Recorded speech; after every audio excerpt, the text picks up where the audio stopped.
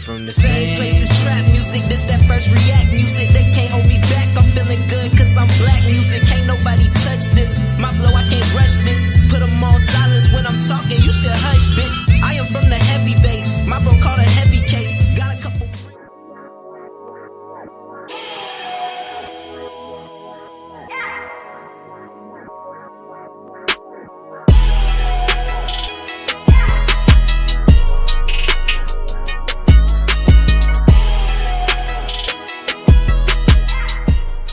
Good evening and welcome back to another episode of Cigar Sundays Live, where we define, analyze, and examine words used in American culture. And tonight, we will be smoking on the word war. So grab your thinking caps and get ready to smoke on words with two big nerds. I am Chef Earl Pearl at DBCHEFTV, always with the God, Ali Dawood L at BK Soul Farm. All day. And we are the Cigarden Panel. Peace, God. Peace, God. What you dealing with? Man, happy Father's Day to all the fathers out there. Hey, happy Father's Day to all the fathers out there. All the superheroes. All the superheroes. Yes, indeed. It was a Flag Day yesterday too. So, shout out to all the soldiers and everybody who is sacrificing, paid the ultimate sacrifice, and has put their life on the line for this country, for our country that we live in. So it's been a star-studded weekend. And we getting into this thing, this war. We got a war going on right now. We seen Israel popped off against Iran, and very strategic like. But my big thing is that when there's a war, it's a lot of casualties. So it's one of them things where it's like, man, is it worth it? Is it necessary? But the biggest thing is we really don't know what is defined as, and maybe that's it. Maybe because we don't know what war is defined as. We know what we see it as. A lot of death and destruction. It's definitely not peace. It's definitely not people coming together and compromising and working things out and overcoming problems. And it's definitely not that. It's definitely a bunch of destruction and people getting hurt. So we're going to define it tonight and peel some layers back on this war. I had a clip. I have to say I am completely unprepared for tonight because, man, I had so much going on, with upcoming events and things like that. Word. And then so many people calling me like I don't even have children, but but I've played a father role, I guess. At least that's what they say. I just be being me and just trying to share some of the knowledge that I have been fortunate enough to have with people. But I got a lot of wishes today, and people really just calling just to chop it up because we don't really chop it up. So like on the holidays and stuff like that, people call you. Hell yeah. So that's really how I treat it, because I definitely salute all the fathers and daddies, granddaddies, So if y'all new to the channel, make sure to like and share this video. Also subscribe. And we define the word, and we have 3 questions that we shape our word around. So tonight, y'all, I don't even have 3 questions. That's how unprepared I am. That I don't even have. I thought you asked one question already. Was it worth it? Is it worth it? So that's what we do. Our first question we know by heart. What do you think of when you hear the word war? And we just gonna kind of freestyle it tonight. But I promise y'all, next episode we're gonna be back on track. It just got a lot going on. But I also wanted to start tonight's show with a clip from The Fifth Element, where the young lady is the what is she called? I don't know what her name is called or whatever. But no, she was loved though, right? I don't even know, but whatever she was, because she had some name or something like that, and she was typing in war. She was typing in the word war, and then all these clips popped up, all of world history of all the conflicts and wars that we've had, and she began to cry, and I was like, I wanted to make the point that, y'all can go check that out. As a matter of fact, I'm just going to put the link in the description. I'm not even going to play it, but it's amazing how we are so numb to war now. It's amazing how we'll hear about a war, and because it isn't, we see the riots and everything like that. Like that stuff is televised, and that stuff is streamed. There are reporters on the ground showing it. When we see the wars now, we get certain scenes, but we don't see like like the Romanian and Ukraine war been going on for I don't know how long now. But the Russia and Ukraine. Yeah, Russia and Ukraine war. That's been going on for I don't know how long now, but we haven't seen bodies being pulled out. We haven't seen people being hit with bombs and stuff. Kind of like how visually traumatizing the Vietnam War was televised. So we haven't seen things like that. And now, because we don't see that, it's like, in a comparison to the movie, The Fifth Element, in that particular scene, the girl was seeing that, and then she began, her emotions began to, to reflect that. And now, like, we just hear about some bombs being dropped or whatever, and it's just like, well, they ain't dropping that shit on us, so we don't give a shit.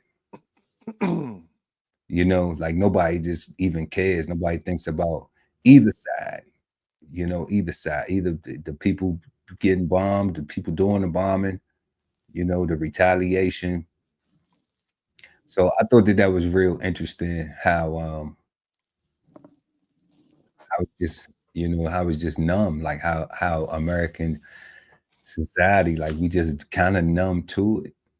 Everybody's more engaged in these protests and things like that, which everybody have a right to be engaged in the protests, but it's like the ICE thing.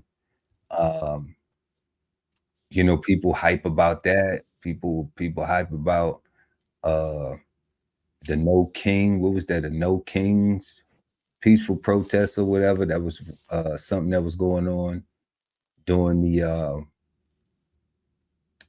army expose. When the commander in chief was doing that thing yesterday. Yeah.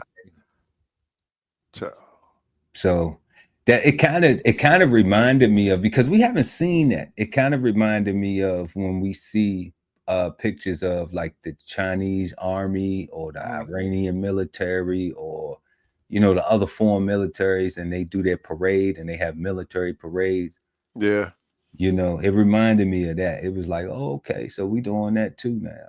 Okay. And apparently that costs like $40 or $50 million to do it. Yeah. Right. They so I don't know, man. Like you bring up a lot of great talking points and a lot of great points, period.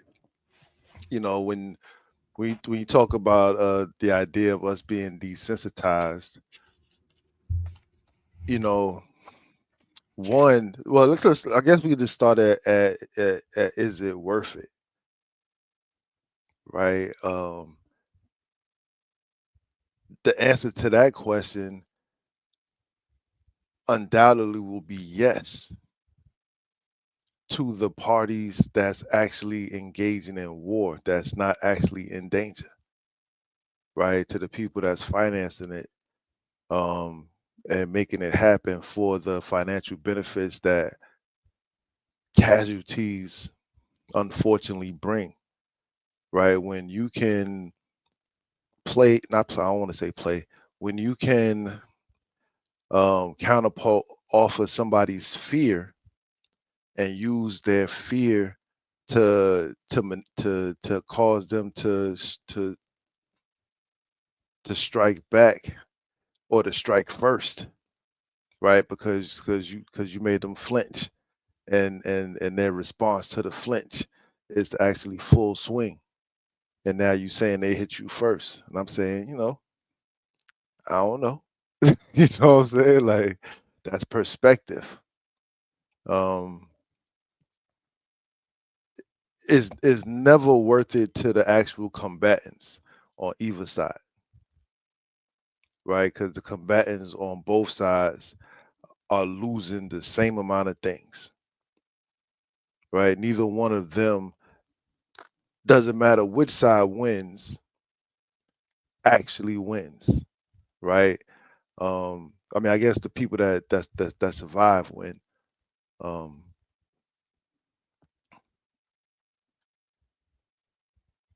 so there's no benefit to them, right? But to everybody else that's involved in economy, right? Like you gotta get an opportunity to just raise your prices because we're at war, and you can just tell the people, like, what you want me to do? We're at war. I get to raise my prices. I gotta raise my prices because it's tougher to get. It's costing me more money to ship it, whether it is or it isn't, right? But if it is though, then it's fair. If it If it is, it's if fair. it Like, is, it's fair. Yeah, like what is it? The Straits of Hormuz right now yeah, that Iran could possibly shut down, and that's where 20% of the world's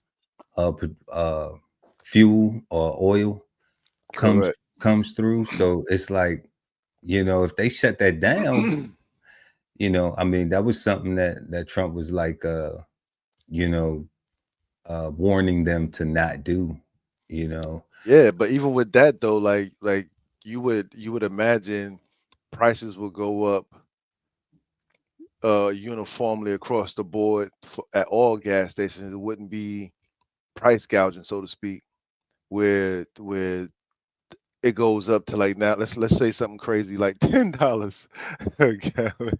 Well, they pay that in Europe. They pay that in Europe for a liter.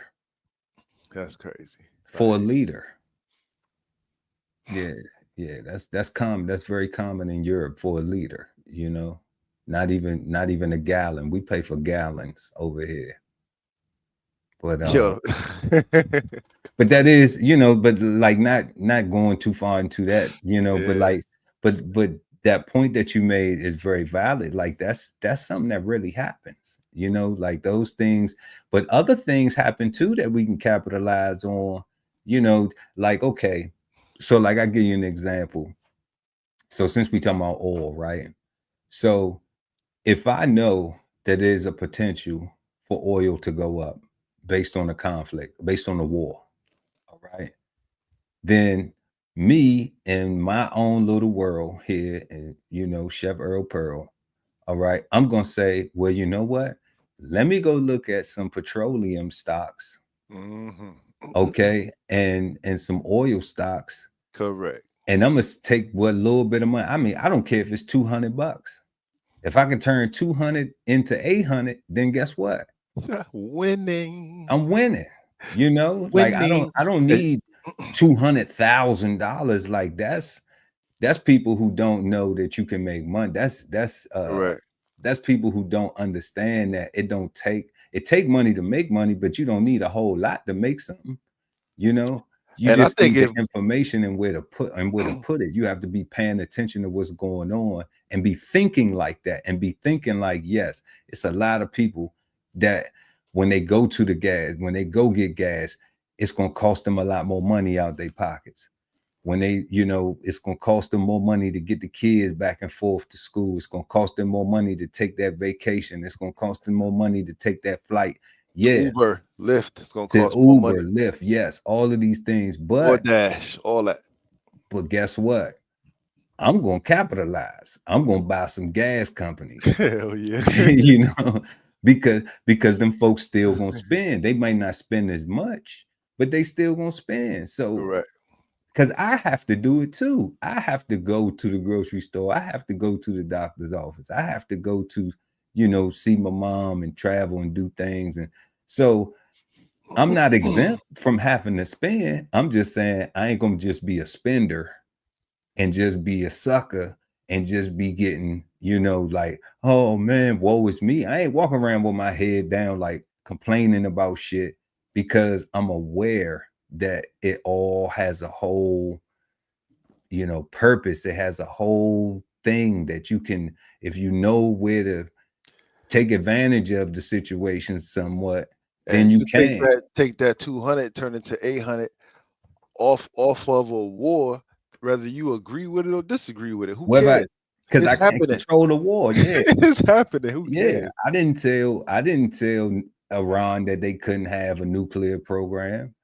You know, I didn't say, hey, you can't have that. I don't even know, you know, why it's such a big deal. You know, I mean, because Iran hasn't been, you know, as far as I know, their regime hasn't. I know they attacked Israel like in 24. I know they, you know, they shot some missiles and stuff like that. But I'm like, that conflict been going on for like how many years? Like 300 years or some shit like that, you know. I'm gonna be honest with you guys. I don't even understand the nuclear conflict or scare right now, right? Because so many people got them. If one person push a button, everybody else gonna push the button. That's gonna be it. And I don't believe, and nobody's gonna do that. Like I don't think anybody wants that, because I think if somebody, I don't think Kim Jong-il, the South Korean guy, I know Putin don't want it.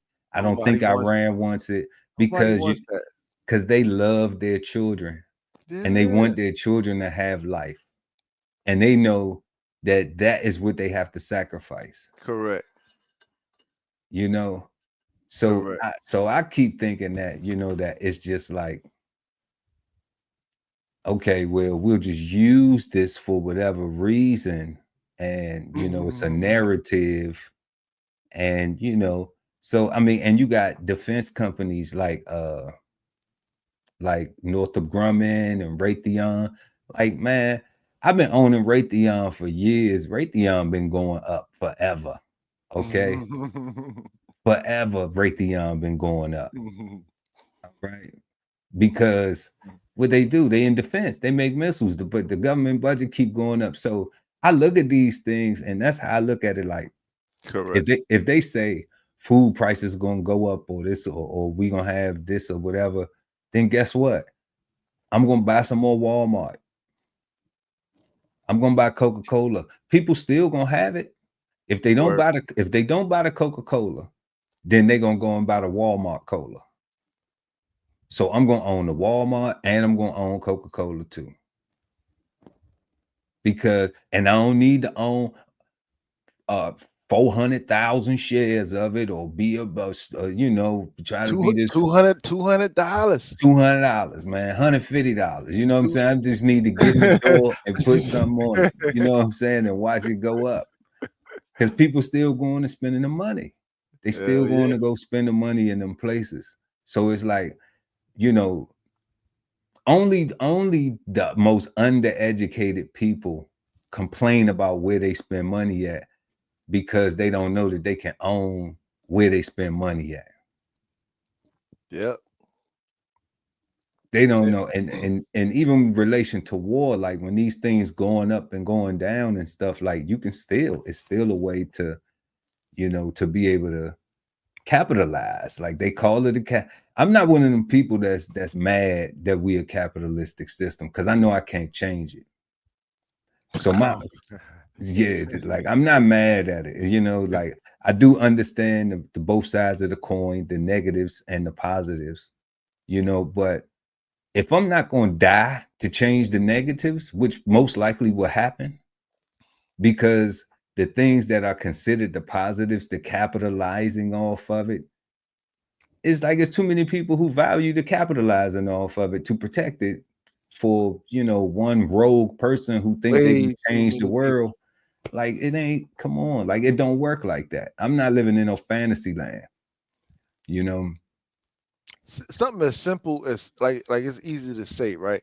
Something as simple as not using the dollar anymore, right? To something as simple That's as crazy. just switch. If you're just gonna switch currency, To okay. what? Very first question. To what? Right, and then everybody would have to agree on that currency being that currency and the value being what it is, and we would have to agree to that system, right? Like it'll, like, come on, man. Like, I mean, we're here in America, like, after 2020, I'm convinced, based on the things that happened, the series of events that happened with the 2020 situation, the pandemic situation, that if something were to happen, people just gonna accept whatever. People just gonna take it. Because it's so many different factors. I'm gonna put ignorance at the bottom of the list. I'm not even gonna put that at the top. I'm gonna say people have situations, employment situations, they have other responsibilities, they have some have the lack of resources to be able to say, okay, well, I don't have to use this. I have this other means.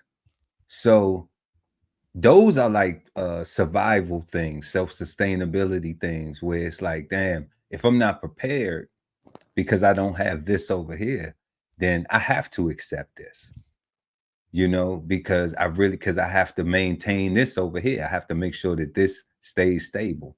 and that's the importance of a culture, because if you have a culture will give you the tools to help you make those decisions, right? Yeah. Like you. Yeah. But I think we did black culture. Are we talking about black culture or American culture? Because American culture is the one we was just talking about. Black culture, oh no, the BET Awards was kind of funny this year. For real. Yeah. I mean, when I seen highlights from Kevin Hart and Man, him hosting, but I saw one highlight talking about Kirk Franklin the dick twerking or some shit like that. working, yeah. Yeah, I'm like, what the fuck, bro? Yeah. I was like, all right. Yeah. It's crazy. But definitely those things, those things happen in, like you were saying, like using currency, which what it is specifically, it's not money. Yeah. But using the currency, yeah, like it's no doubt that if we had some sort of, let's say, natural emergency, okay, Yeah. or some sort of situation, that we could just see digital CBDC, digital bank, digital currency, or some type of digital currency implemented, and people wouldn't fight it. People would not fight it at all. You would have some people that would be like, no, we don't want this and all that, but like they not National Guard, sending the troops. As soon as the power go out, everybody just gonna be stuck. You know what I'm saying? Then we have an EMP, what they call an EMP thing. You know what I'm saying? Like, and I'm just thinking, because I live down here in South Florida, I'm just thinking about hurricanes.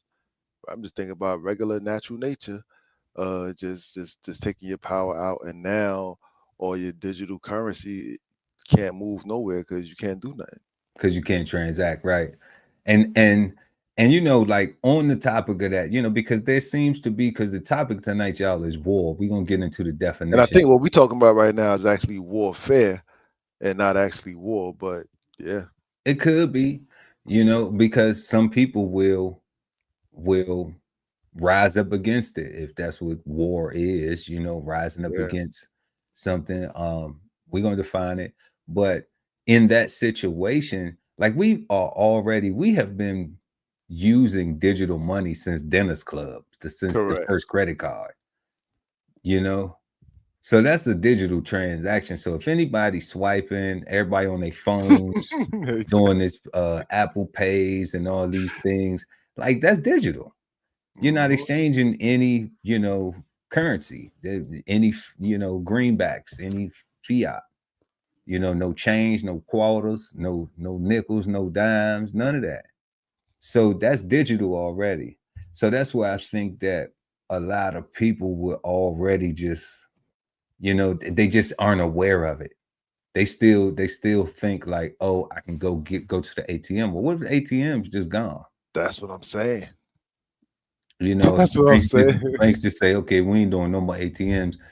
You got to come inside and maybe get some money. And even now today, there's a certain amount that you can withdraw. So like, even if you want to go out and get a certain amount, go into the bank and get a certain amount of cash, you have to call the bank and set up an appointment. You can't just go in there. I don't care how much zeros you got in the bank. You can't just walk up in there and be like, hey, I'm coming to get, let me stop by the bank real quick and pick up 100 bands. You can't do it. Now you're talking about an episode of Straw. Right? You're about to rob the bank. So these things, these things already exist. If we see ATMs begin to dwindle, then we'll also see that transition. But I mean, for the most part, I don't think it's a big deal. I don't think it's a big deal. Like I don't keep no cash. I hardly ever have cash unless I need it for something. I don't have no cash. I'd be too busy trying to get points on these cards. No, that's a fact. But my point is always that in case of emergencies, you always go back to having cash. Like we don't talk about, well, most people don't talk about having gold or precious metals to exchange or barter with or do whatever. You go get fiat. You go get fiat on hand so that you can quote unquote be safe and secure. Right. So yeah, that's old school. Get some cash under the mattress type shit. Like, you know what I'm saying? Like like they at the job. I'd be short. Hurricane preparedness has some cash on you. Yeah, whatever's in my wallet, that's it. Whatever's in my wallet, that's it. You ain't lying, guys. I keep some bags of charcoal, a couple bags of rice, some beans, cans of beans and shit like that. You know what I'm saying? And that's why I keep so much food growing around my house, because I would be short too, right? Like, cause I'm like, man, like I'm the type to lose money. So it's like, nah, I can't just keep cash on me like that. Yeah, so I'm just like, I ain't even worried about it. I don't want nobody. I want, if you break in and I'm here, then I get to shoot you because you broke in for nothing. Because what, nothing up in here. Tell them come clean your ass up for real. Because ain't nothing in here for real. That's what I'm saying. Like, that's what the day has come to. Like it's even a war on that, where like the day has come to where it's like people don't even want to keep cash in their house for emergencies. It used to be a day where you can sleep with your door open. You ain't even have to worry about, with your door unlocked. That's true. But it's like, well, now you gotta have cameras, for neighbors, and like shit is ridiculous. Not only, check it out, God. You got cameras 360 outside the house, and you got cameras on the inside the house. Right. Like it just right, like it's crazy. It's crazy to me. It's almost like you have to be at war even in your own home. There's no peace. Like you can't even get peace in your own home. Like, and that's why I be like, man. Yo, and that was one of my thoughts to your question of, is it worth it? The question I had was, how how do you handle a bully? You know, in reference to what you're saying, no peace in your own home.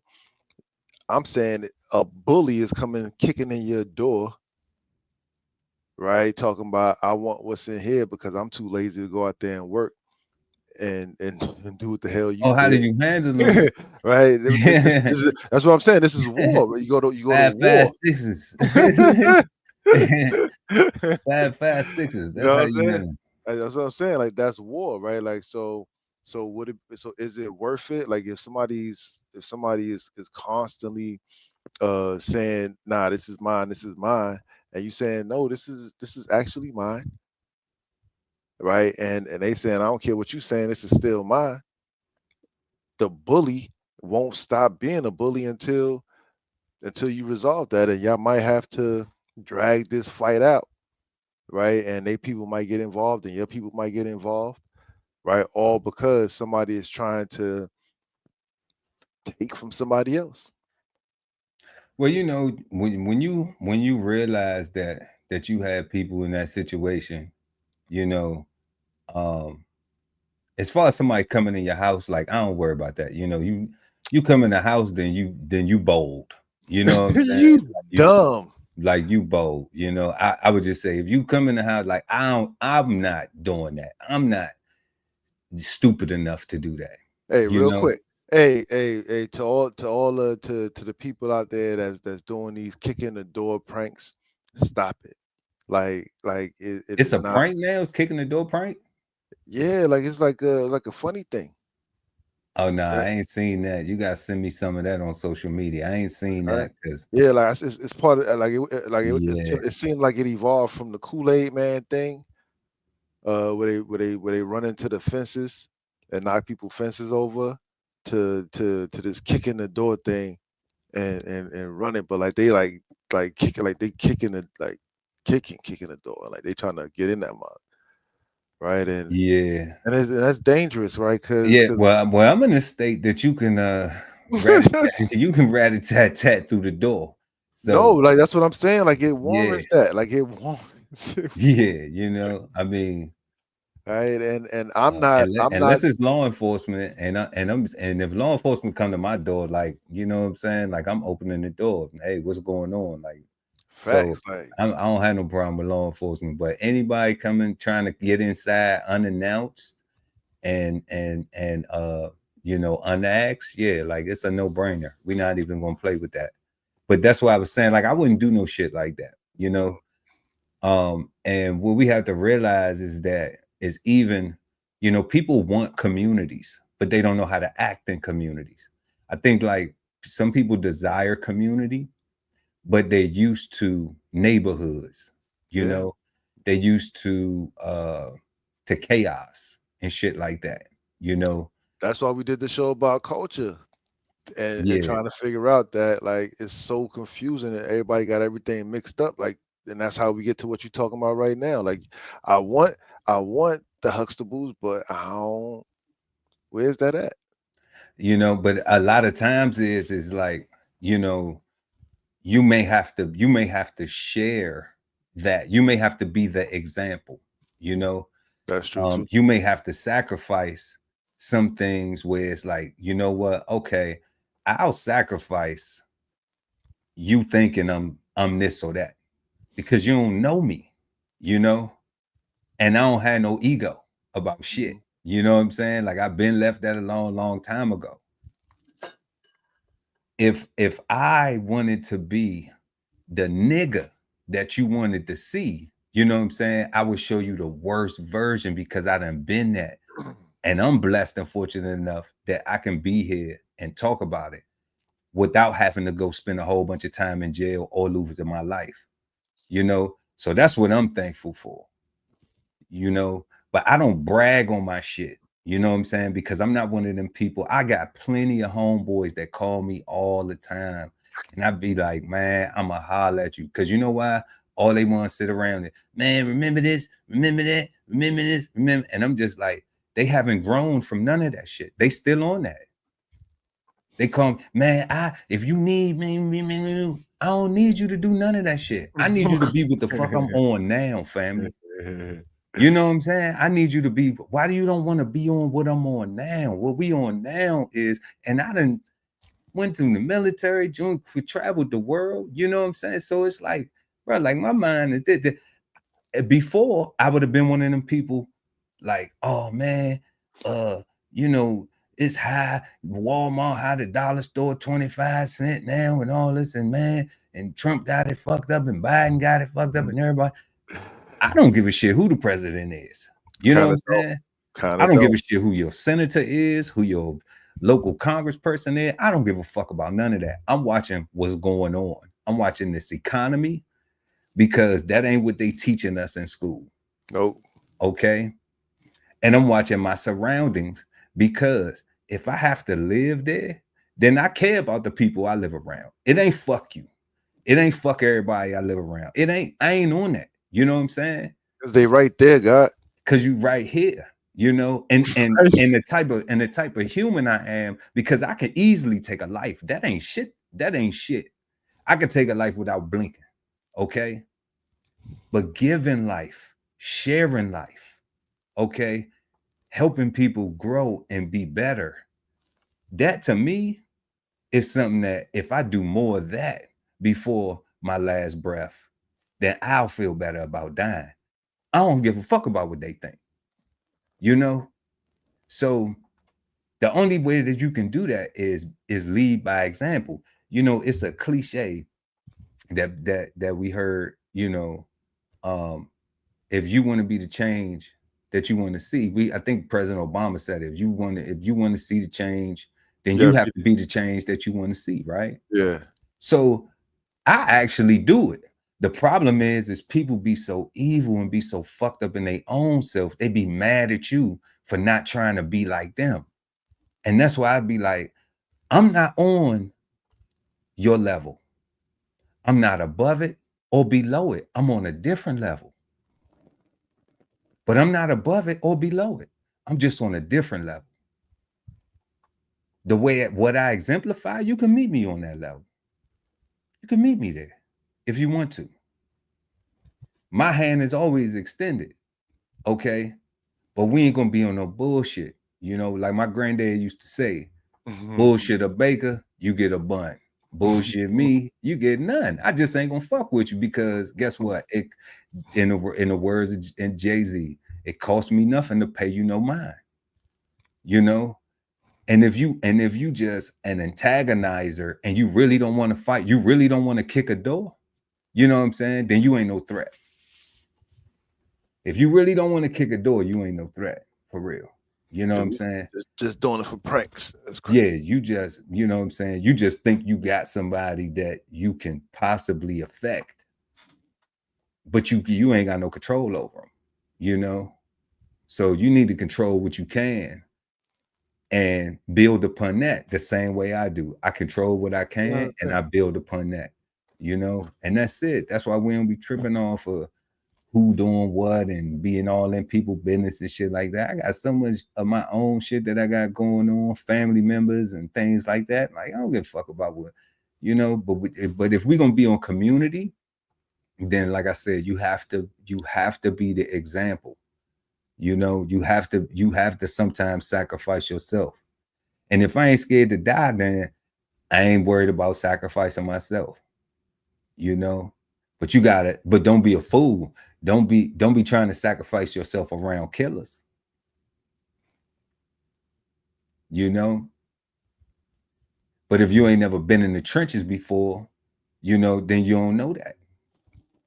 Because you will let that wolf in sheep's clothing come around you and act like they're your friend. And then they'll eat your ass up. So, you know, that's war. That's the war we fighting right now, a civil war that we fighting amongst each other. You got the light skin, dark skin shit, all these things that we got that's been coming from the whole slavery narrative and all of these teachers and trauma from all that. And then all the shit that we just keep on regurgitating and allow to keep on happening. So we got a race war within each other. Oh, you light skin. Oh, you black. Oh, you from the north. Oh, you from the south.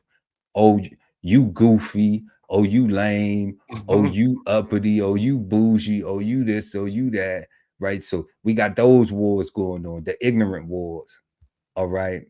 Then we got the shit about, oh, the immigrants and this and the chaos with that, with who taking jobs and who not taking jobs, who the fuck don't want to work, who ain't looking for no job. We got that war going on, the war of who's going to be the best employee. All right. We got the war with the police going on, and the police brutality and the unjustified killings, and the people who, who champion that shit, and the people who against it, and all of those narratives. So we got so many social conflicts with the economy, to this, to that. We got the global wars. We got, it's just like, I'd be happy to get some fucking peace. You know what I'm saying? That's how we get desensitized though, right? When it's so much, it's like, oh, another war. Oh, okay, because we already at war already, like in so many different facets and assets of our daily life. You know, the video games especially, right, contribute to introducing, like, so the video games do two things, right. It is definitely a tool to train future warriors, right. In the age of drone technology, all these gaming platforms that offer this type of control, right? And these kids get to drop bombs, and, well, not kids, but these players get to drop bombs and kill each other, and they get to learn every real weapon known to man and the capabilities of them, and get to simulate their destruction over and over and over again. And then we get the movies where they actually put real people, and we actually get to see them blow stuff up, like Rambo, right? And what's his name?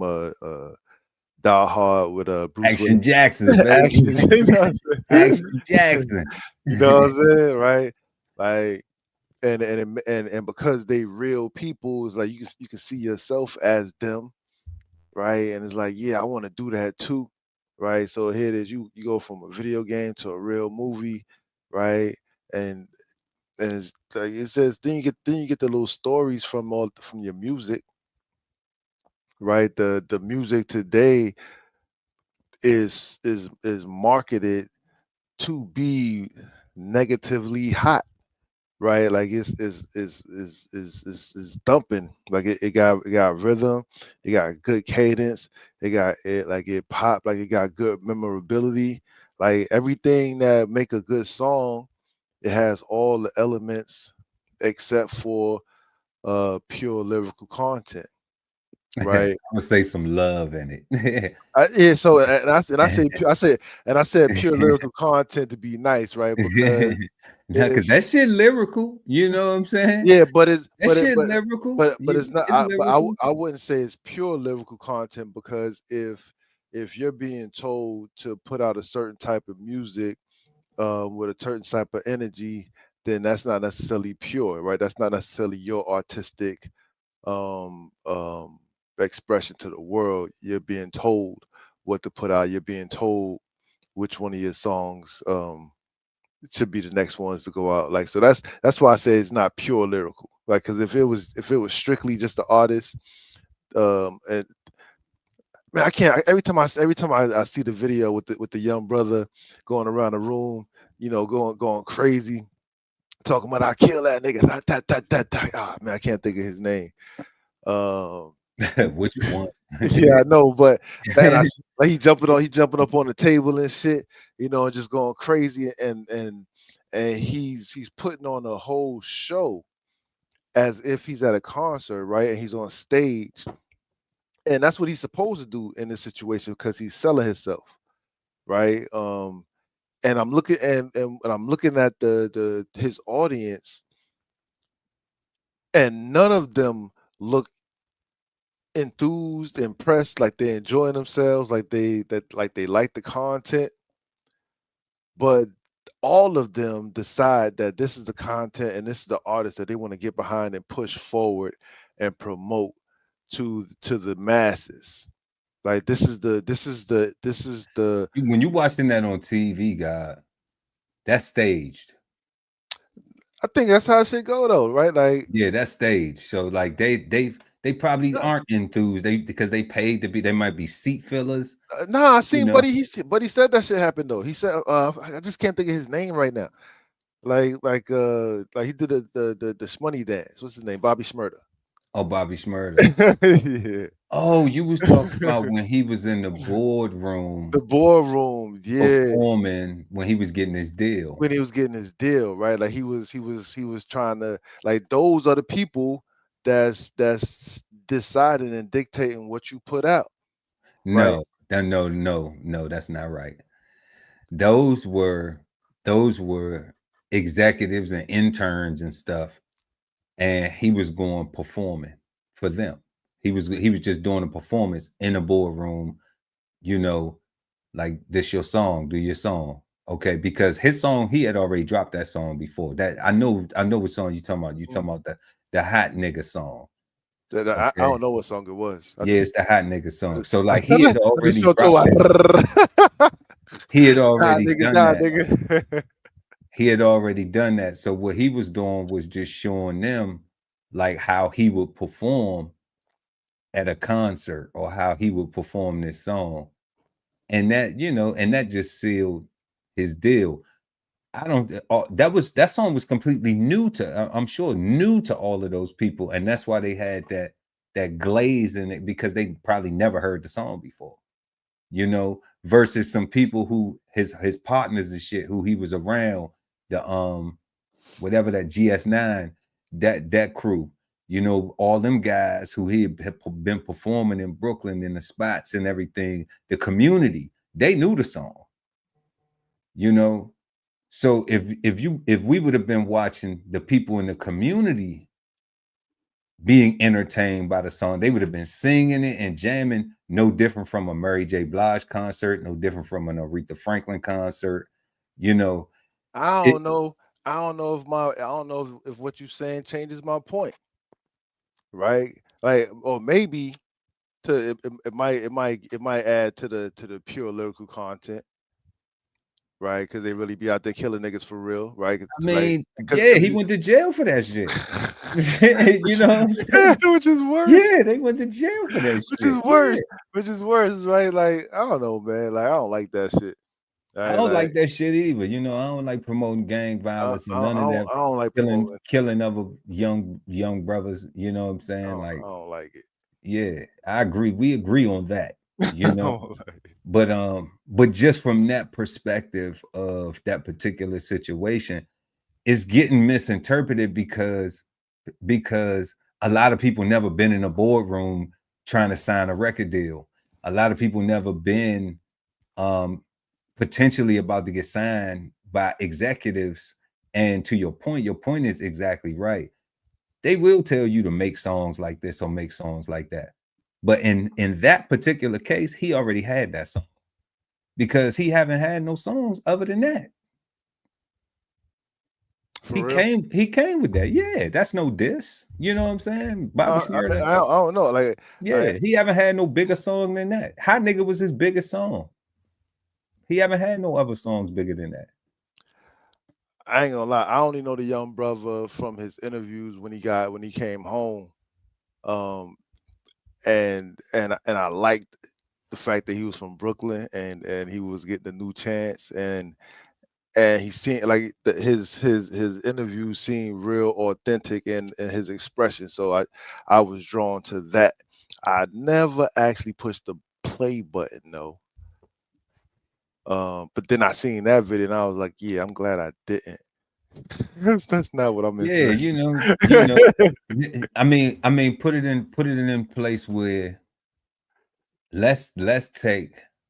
we take you and put you in front of a whole bunch of niggas, all right, just like that, just a boardroom like that, and everybody is stuck on McDonald's, Burger King, Wendy's, I gotta kill everybody in that bitch. Okay, and you got, you got the book in there, and you saying, this is why we should be trying to boom, boom, boom, and do this, right? Okay, and they just looking at you crazy. They just looking at you crazy. They ain't even, they just looking like, what the fuck is he talking about? Like, I can't supersize that shit. You know what I'm saying? But like, at the end of that, looking at me crazy ends up with me getting a deal and a whole lot of money. It's worth it, right? If it changes the situation for you and your family, right? Then it's worth it. And this how war happens and benefits and works, right? Because as long as and what I was thinking when you were saying it, right? If more people were to get out of their feelings or not stay in their feelings. Yeah, stay in your feelings. Stay in your feelings, but also use the other part of your brain where you can see reason and logic and acknowledge that a thing is happening, whether you like it or not. Now, I wasn't casting night, Joseph. It was Bobby Schmurder. I appreciate you though.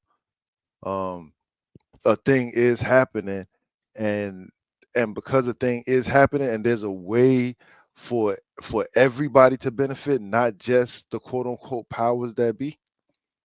Right? If the people in mass invested, then we would really be the powers that be, right? And things would be not necessarily better, but different. Right? Like we don't know what better will be exactly.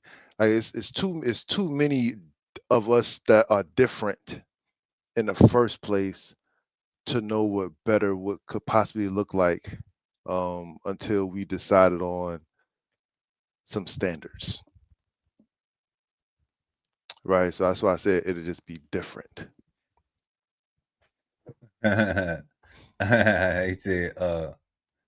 He said I had some good nights working shows in Charlotte. Shout out to Charlotte. Word. But when Bone Crusher would play outside of the club, somebody was getting shot every time. It was one time, but every time somebody got shot. I mean, that song was crunk as hell, though. What he said? He said it was me one time, but every time. What? I skipped that. I ain't even Josephus, this the wrong platform. We don't self-snitch over here. You gotta go over there with Bruce Rivers, the criminal lawyer, to do all that. I'm so damn slow. But yeah, man, we don't do no self-snitching over here, man. You know what I'm saying? Man, that's crazy. But we don't know. But it was one time. It was me one time. We don't know whether he was getting shot or he was doing the shooting. But guess what? But that Bone Crusher shit was good. That was the jam, man. So I'm outside of you think I'm a fool. Ain't never scared. Ain't never scared. You know what I'm saying? What? That was the shit right there, boy. But yeah, man, right, but to the point though, right? Cause like how many people talk about when they was going out there doing a dirt, they put on they war music, right? Like they had certain music that they put on to go slide. Hell yeah. And that was and that's no different. I'm not saying good or bad, right? I'm just saying no, like, you're writing exact. You're writing exact with that guy. Because hip hop has been shaping our narrative in the Black community for a long ass time. It's just like when I had a little situation going on, person put on some music, like, I mean, but I'm hearing impaired slightly, so the shit don't really bother me, right? Like I'm laughing like it's clown shit, but because I'm the clown though, right? But But to me, it's just like, okay, I understand it because I come from that, you know. But the thing is like, if you ain't gonna do nothing, it's just more wolfing, you know. So it's just like, why do that? Why do that? You know what I mean? Like, why even go there? Why do we need that? We don't need that. You know what I'm saying? What we need is coexistence. We need collectivity. We need peace because we have to exist, you know, in in the same space, you know, relatively. So to me, it's just like, but I understand it though. I understand the emotion. I understand the words of the song, but like he said somebody was getting shot, right? You know, I done been outside the club after the club when they were shooting. You know what I'm saying? Facts. You know, so like, you know, so like I done been inside the club when they start shooting, you know. Yo, So when that gas come out the damn ceiling, man, that come shit is on, crazy. family. So I'm like, man, it ain't if you about some action, you know what I'm saying, then it ain't gonna be all of that. It ain't gonna be all of that, all that woofing and shit, all that barking, you know, because dogs bite, you know. So I understand that shit. I come from that, you know. I done left that. That ain't where we at. And that's why I don't glorify it. That's why we take the time and we talk about these things to say, you know what, we can be better. And what it is doing something different is a start to better. Doing something different is always a start to better. That's what I think. It's saying, I'm thankful that I'm not in that environment. You know, where I live at, ain't nobody trapping at the store. You know what I'm saying? Ain't nobody it ain't no bandos around here. You know, it ain't nobody up the road. You know, you can't go up to the Texaco and get a sack. You understand what I'm saying? Like that ain't where the fuck we at. So the only way that you can bring war to that type of situation is if you on that. The only way you can bring negativity to that type of situation is you not realizing where the fuck you at. If you come from that, you left that. Where the fuck is that? So you gotta leave that energy and you gotta leave that mindset there too. It's no different from me coming from the hood, from the trap house, going to boot camp. That's true. Literally, I came from selling crack to boot camp. Literally. Rest in peace to my cousin Reggie, man. You know what I'm saying? Rest in power. Literally, I came from goddamn selling crack to boot camp. And when I got to boot camp, guess what? It was a whole shock. And I knew that if I did not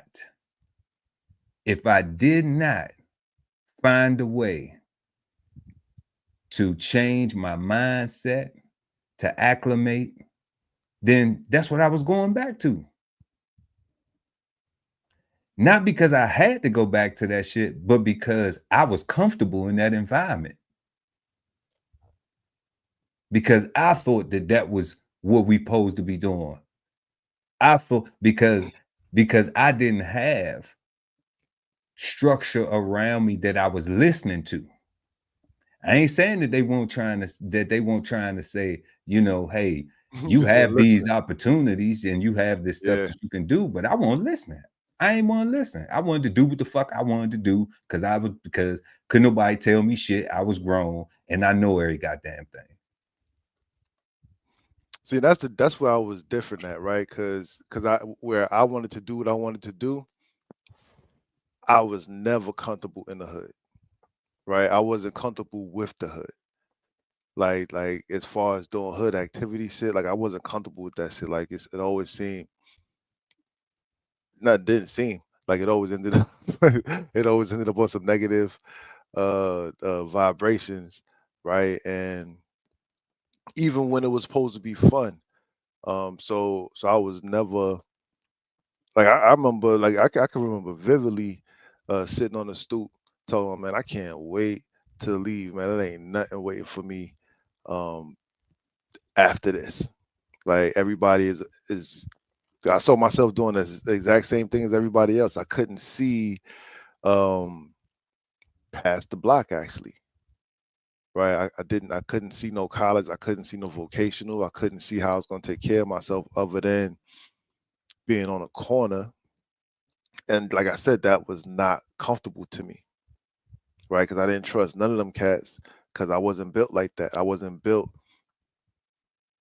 I just didn't trust like when somebody's like yo, I used to go G'ing all the time, right? I used to be a booster. I wasn't a crack dealer, nothing like that. I used to boost clothes and like resell them and stuff like that.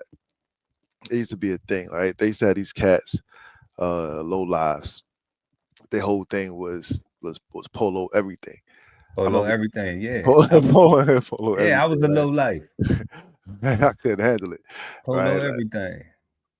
Right, like I remember Kaz asking me to come boosting with them one time.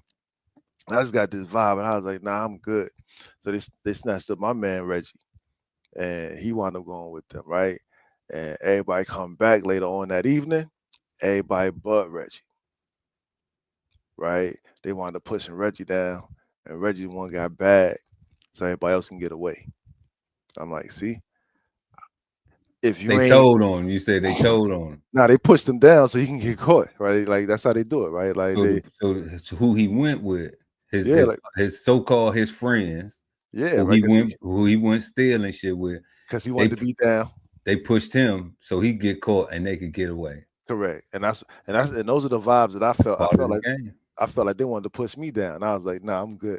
Like I know I got eyes. I seen how y'all get down. I see. If you ain't one of them, then you can get pushed down and sacrificed, right? And I was never comfortable, right? I wasn't one of them. Like I was outside, but I was never on the block like that, right? Yeah, So I mean that's great, God. You know what I'm saying? Like you still would have been my homeboy. it would Like still been like would have still been like cool. yeah, like I had Like, a couple of homeboys like that too, you know, super but cool. I was with the action, you know.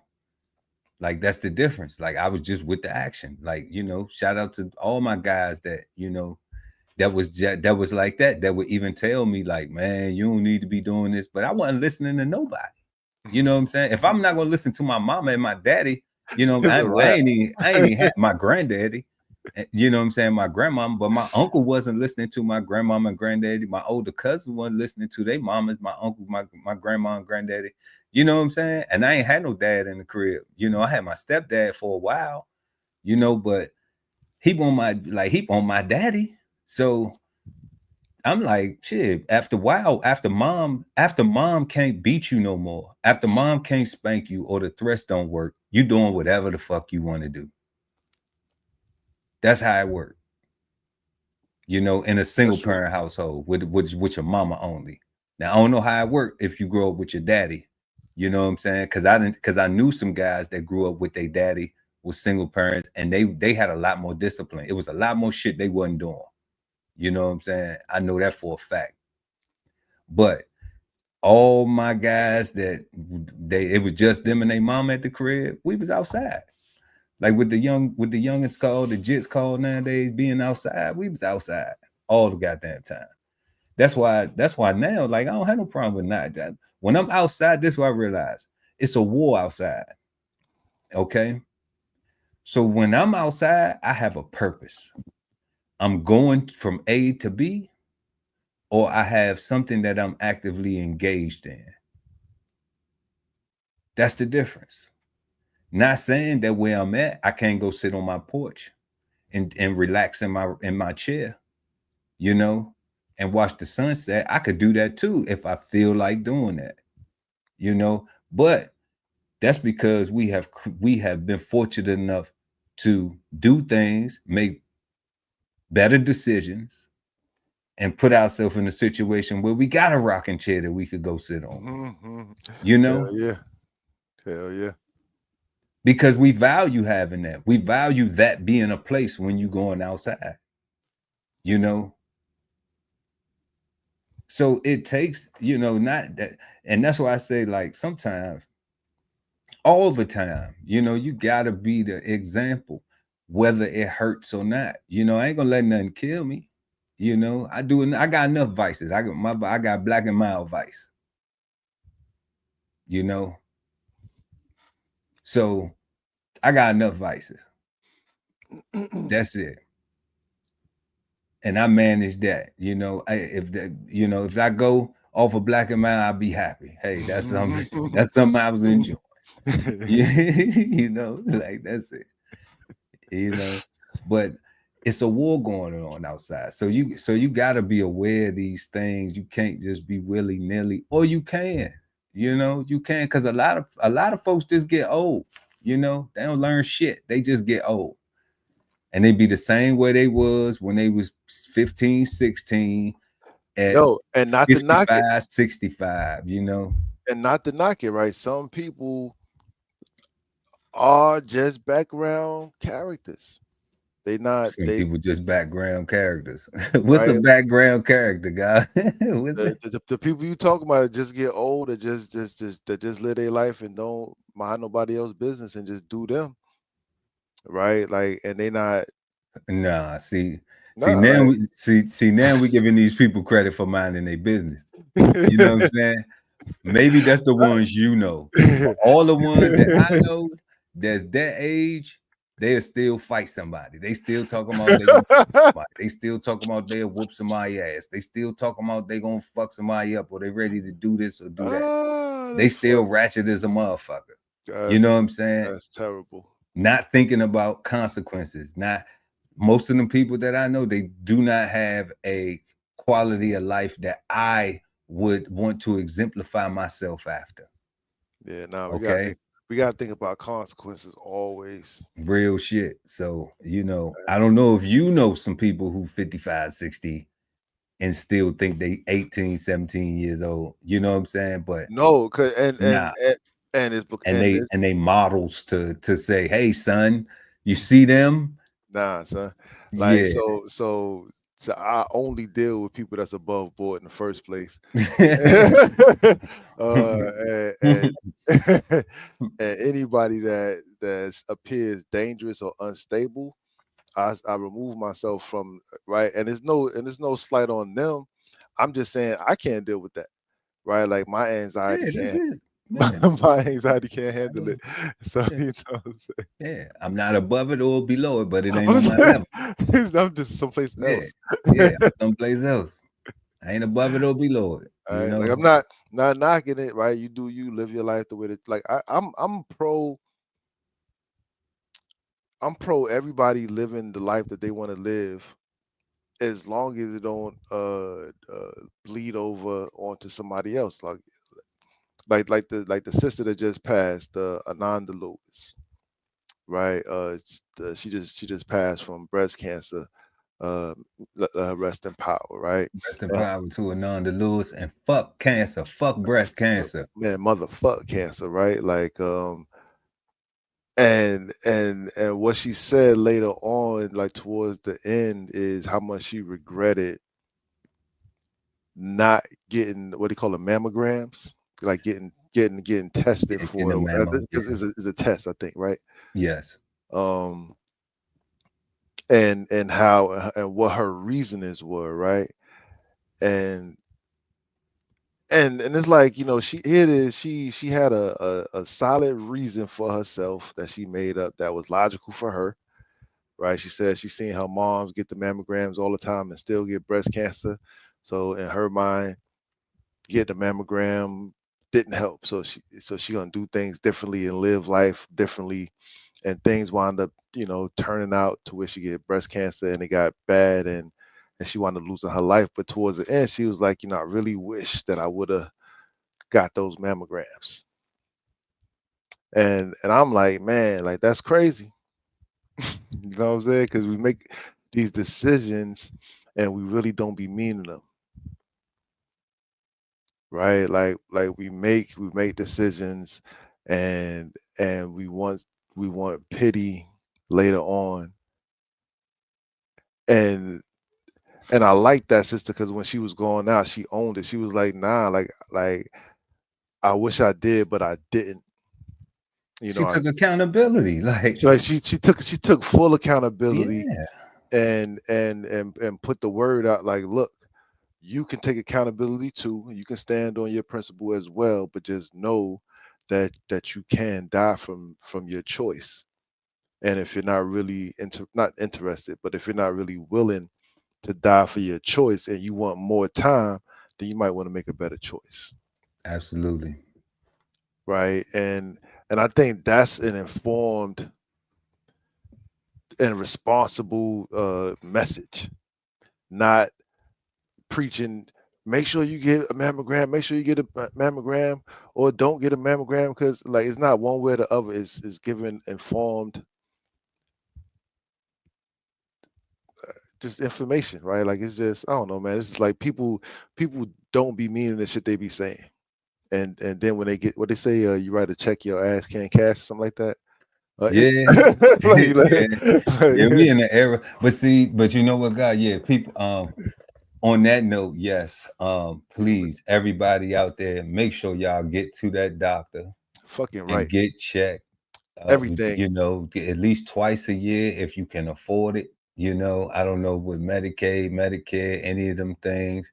Um, See your doctor. You know, for men, get your blood work, get your check. For the women, make sure you get the, you know, women, the thyroid, your ovaries, your breast, your mammo. You know, get that stuff checked, y'all, brothers and sisters, men and women. You know, get that stuff checked, y'all, because so many of our people that we see, loved ones, friends, family, you know, Preventable stuff, bro. it's stuff that you could just actually just go and get checked and ask. Be vulnerable when you go in there, ask them, man. Just be Yeah. like, yeah, you know, the Yeah. back, the back of my, you know, something hurting. You know, I got something over here. Can you That's just that's check it? that's that's the person you tell. You know, check it out. You know, Take because it could be nothing, and it could be major. It could be life threatening. So and definitely, they say like all they say all prostate cancer is preventable if you catch it in time. Like you just gotta just catch it in time. yeah, So absolutely. so just because you get it or don't mean you gotta die from it, right? No, Like you can actually just get it taken care of from mhm. from a routine check, right? Like you gotta get checked out if you Yeah, want to live. I know If two if survivors. I know two if you survivors. want to live, that's what I'm saying, right? If you want Yeah, to two live, survivors. if living is what you're trying to do, then you get checked out. But if you just out here willy nilly with it and you really kind of don't care for real, like you know, just don't complain about it later. Like don't Yeah, like yeah. like Don't be just sitting up there looking like, oh yeah, I'm about to die. Oh talk man. want to go fund me and stuff like Uh-huh. that, right? Take accountability for your stuff, for your choice and your decision, and let that be that. I don't know why I'm about to die. Oh no, Lord, please help me, please save me. I'm not You ready know, yet. I need more time. that's what we talk about. People make them decisions, and then what happens? You could be saying, "No, officer, please don't take me to jail," or you could be begging for your life, asking God, like, "God, please, I promise I won't do this again." You know, it'd be the same shit. So, you know, go get checked out, y'all, because for real, because there's some people that say that there's a war with, you know, pharmaceutical drugs and getting everybody on drugs and shit like that, you know. And Man, get your blood work done, man. so it's like, you know, we have the ability to stay up on these things. If you in that war for your health, you know, like I'm a big uh campaigner, champagne of the campaign for health, man. You know, Fucking right. because I know when I retired, you know what I'm saying, from the military, they told me a lot of stuff, you know. So we deal with those things today, but you know, a lot of stuff I had to war with, and we've been winning the war because I'm still right here doing this thing, you That's right. know. So we just gonna keep on fighting. And it starts with me giving a damn about it and going to the doctors and making sure we stay up on things. So I ain't somebody out myself or the guy Ali Dawood El BK Soul Farmer, not people just sitting up here running our mouth and shit. You know what I'm saying? Take it from us personally. All right, with the stamp on it. Go see your doctor. Make sure that you get see your doctor. You know, get yourself checked out. Don't be one of them people like, oh, I ain't going to the doctor. They gonna try and do something to me and all this. You know, we got Google and shit, so you can come home and research shit too. Don't be lazy. You know, you go to your doctor and see what the doctor's saying, then you come home and research the shit, and then you can start looking at other things you can do too. You know, because there's a lot of information out here nowadays. So yeah, God, it's definitely a war on that too. But man, fuck cancer too, because I done lost a lot of loved ones to cancer. I've been fortunate to my loved ones to have a lot of victories, have some losses, but I have a lot of victories over cancer. I'm very appreciative being spared that. Yeah, a lot of good family members too. Wish they were still here, man. Yeah, fuck cancer, bro.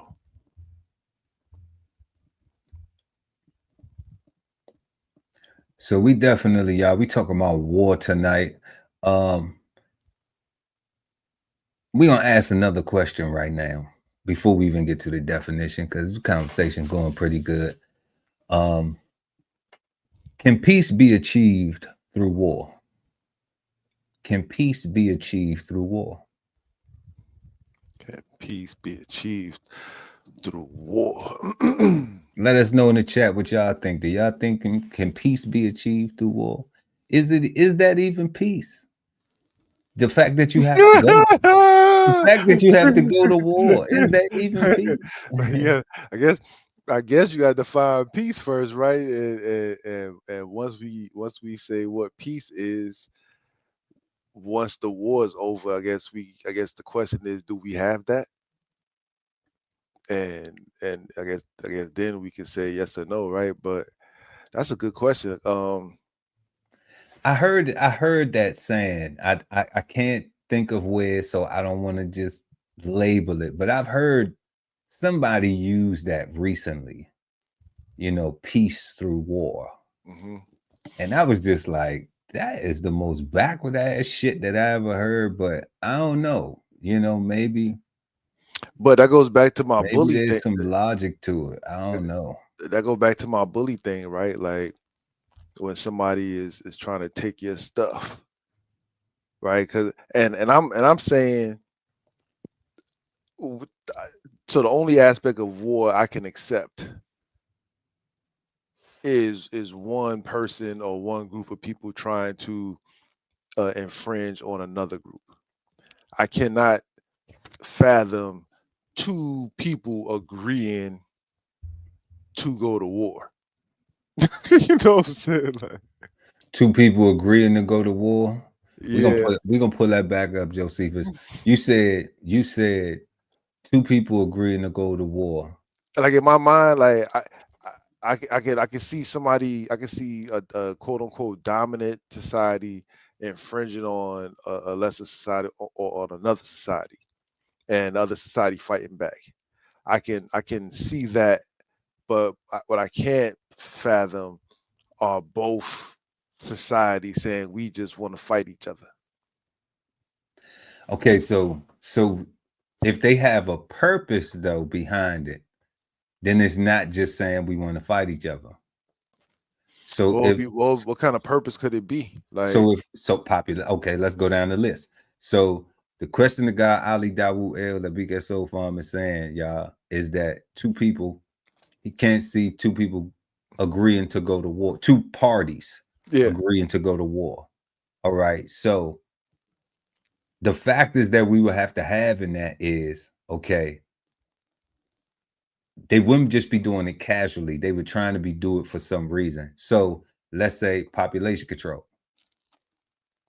All right. Where I have a country that, you know, that we need to curve population. You have a country that you need to curve population because it's getting out of hand. It's getting crazy. So you say, okay, well, look, let's stage this little thing. I You know what fully I'm got saying? it. Okay. And then, you know, and then now we beefing and everybody else out. We done got the people behind it to be like, yeah, fuck Ali and all them. And then your people like, fuck Chef Earl Pearl and all them. You know what I'm saying? So now all everybody on board, all the flunkies and shit, all the what they call them, cannon fodder. Yeah, Right? yeah, Everybody yeah, all on board, right? Because they following their leader. Okay. yeah. They don't think for themselves. You know what I'm saying? They ain't like, well, hold up, what the fuck did Chef Earl Pearl really do? That's You know what I'm saying? bad. Or they asking like, well, what really happened with the God Ali Dawuda? Like, no, take me through everything. What did you do? What did he do? Okay. So we can find out if we want to be on board with some foolishness, because you might just have me crashing out, you know. Over. And Yeah. I got shit to do. Like, I want to see my kids do this, and I want to see, like, I ain't trying to go die for you or be sitting up in jail for you because you won't admit you're wrong. You know what I'm saying? Or some shit that you did. Y'all need to work that shit out, you know? So if that's the case and you have everybody else, then it could be population control. It could be for let's say for resources. You know, like it could be natural resources or something like that, where, and that's what I'm saying with resources though. That's like somebody taking something from somebody else, right? Like, but not if I need you to stage a coup. All right. Not if I need you, not if I'm not in power. All right. But you want, well, it is taking some shit, but you saying, okay, I'm gonna go to war with you, Pearl, but because we see this shit all the time, like especially in like Argentina and Venezuela with the different regimes and shit like that. Like they had two presidents in one of them countries at one point in time, and the US was backing one of them, but then we didn't fuck with the other one. Who is Maduro? Is he in Venezuela? Yeah, I think that's Venezuela. So like we wasn't fucking with him at all. But then we had like a whole nother president that it was like we was fucking with him. So in that case right there, we needed two people on my side.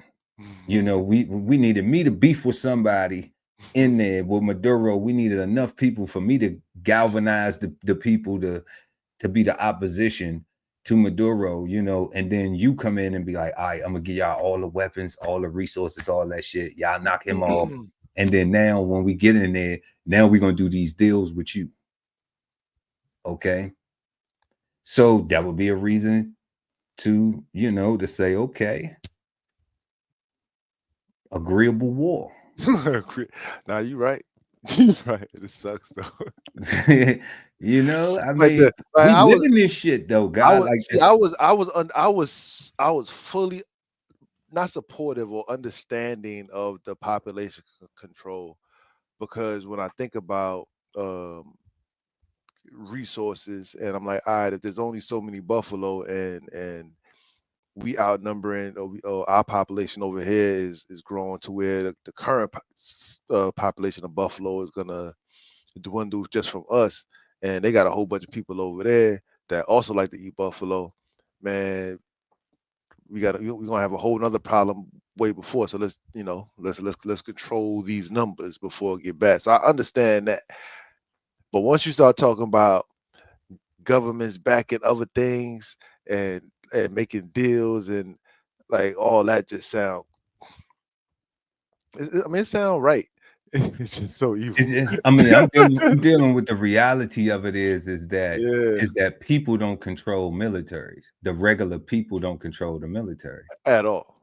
So if we're going to speak about it accurately, then we have to acknowledge the government entities. You know, hey, me and myself retired USCG.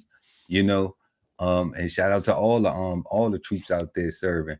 You know, but we have to realize that we take our orders from somebody, from the commander in chief, from the DOD, all the time. You know, so whatever their mission objective is, then that's what we have to follow. It's not really like you got to say so. in what the fuck is going on. You either gonna show up to work or you not, you know, or you going AWOL, and then there's consequences with that shit, you know. So in other countries, it's the same thing, you know. So if we examining it, you know, then we gotta deal with the facts, you know, as much as we can, Yeah, no, you're right. But you got Josephus got what he got right here. Well, hold up, let's look at this. He said peace can only be achieved after there is no need for war. Peace can only be achieved after there is no need for war, after we find a way to govern ourselves internally. Yeah, bro, but that is tough one. That govern ourselves internally, you know, I don't even know, but the peace can only be achieved after there's no need for war. I definitely understand that. Like, you know, peace is achieved if there's no need for war. We can be at peace if we both decide we don't want a war. We don't need any conflict, you know, like let's again, just be at peace. What do you need to be happy? And what do both sides need to be happy? What do you need to be happy for you to feel like you winning? And what do I need to be happy to feel like I'm winning? And let's meet in the middle. And then we can have peace, you know? But you need two parties that are willing to do that. If you got another party that just wants war, then you might have to kill a motherfucker. Then you might have to bomb them, you know? Correct. So you may have to do that if it's no other option. Correct. You know, and that's what I was thinking about in reference to the nuclear stuff, right? To his point, like, you know, peace is achieved after there's no need for war. If we're at war to stop somebody from getting nuclear weapons or whatever, or nuclear capabilities, let's not say weapons, but capabilities.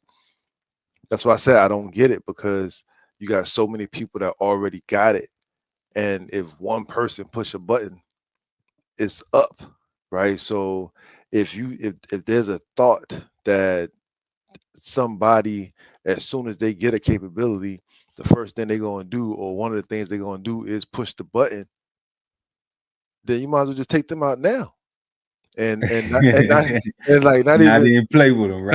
Not even play with it, right? Not because play with it. Instead of going to war to stop them from not having nuclear capability, just take them out, right? Like, in that way.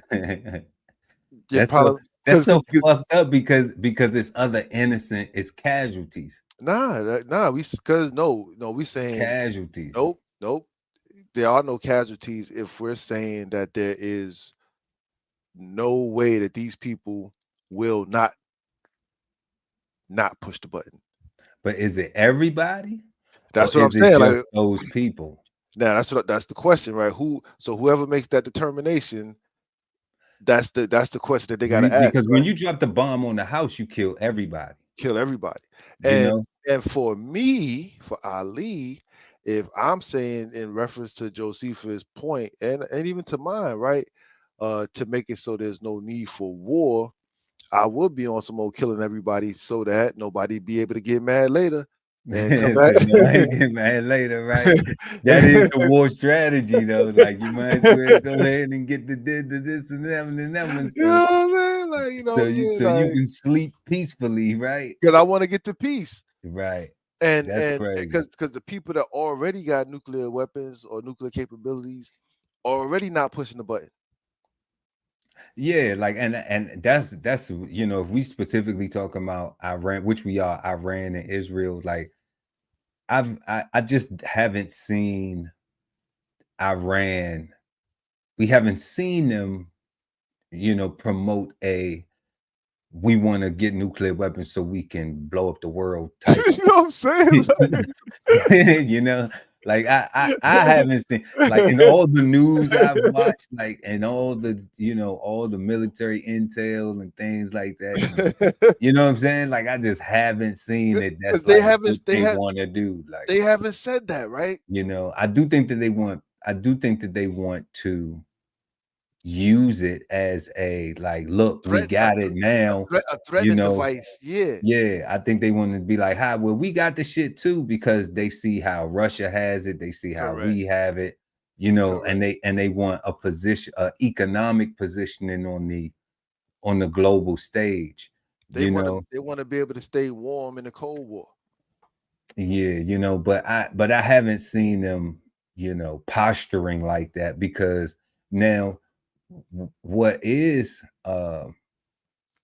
always translated is that they have been funding, you know, different Islamic militias, you know, like Hamas and ISIS and Al Qaeda and stuff like that.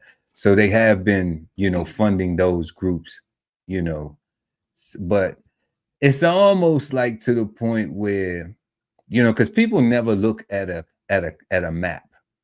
People never look at a map, and I always was telling people, like, when we went into Iraq first, I didn't know we were going into Afghanistan, but when we went into Iraq, I was like, oh shit. If you look at the map, I seen it soon I saw it soon as I seen it, right? I said, damn, Iraq is right there on the border of Iran. And then, so that was with Saddam.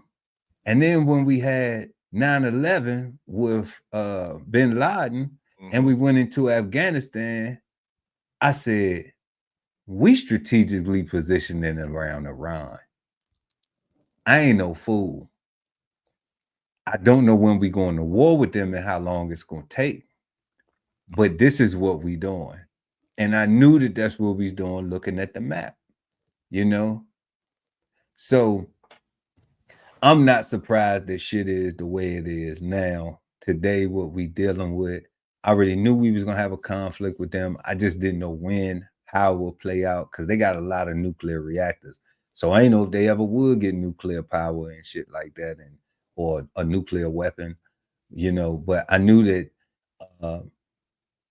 my eyes had become more open to their nuclear capabilities during, I believe it was maybe the Clinton administration, and they were talking about all the nuclear power they had for this whole green thing that they were trying to do for the green, because they had so much nuclear power they could, you know, help facilitate the you know, the green revolution. So, you know, I've been watching them since then. Plus, I invest in uranium because y'all can buy that too. We can buy that too, y'all. and newsflash, we're gonna go to this next comment, but newsflash, y'all, we have been trading uranium with purchasing uranium from Russia the whole time this conflict been going on. Okay. So the trade of uranium has continually been going on. So whether we froze some oligarchs' assets and all of that shit, guess what? We still been trading with them, at least uranium. So get you some. If you got a Cash App account, you can buy stocks on that shit. And you don't need $1 billion. You don't need to try to be Warren Buffett, but you do need to own some shit. I'm not one of the people sitting here saying, buy stocks, it's going to make you a millionaire, but it will help you put some of your money to work for you and allow you to make some money while you sleep. So when you get up, you don't have to chase so much of it. So he said Maduro is a good cigar rapper. You know, when you stand on the issue. But Joseph was saying, as far as we was talking about causes for war, deportation, resources, transfer, and power, votes. Absolutely. Absolutely. All them things right there. Deportation is a cause for war?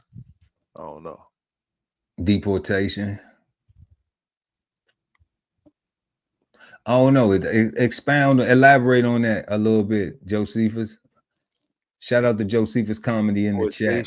Resources, transfer. Deportation. The resources, transfer, and power, votes, we get that. Yeah, I get those. I don't understand deportation though. I look at deportation. I don't know. Like that wouldn't be depopulation. Oh yeah, well, we said that. Okay. depopulation. Yeah, we said that. We Oh got yeah. Fucking right. Yeah, the food deserts. There's a whole bunch of ways to do that.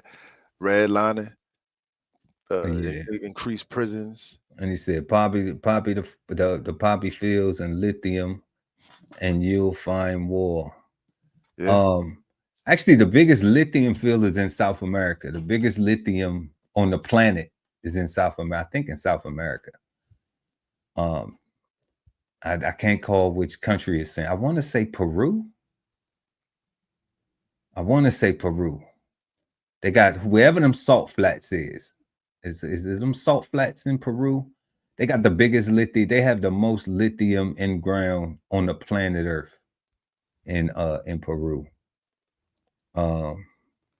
In South America. It's in South America. It's not in Mexico though.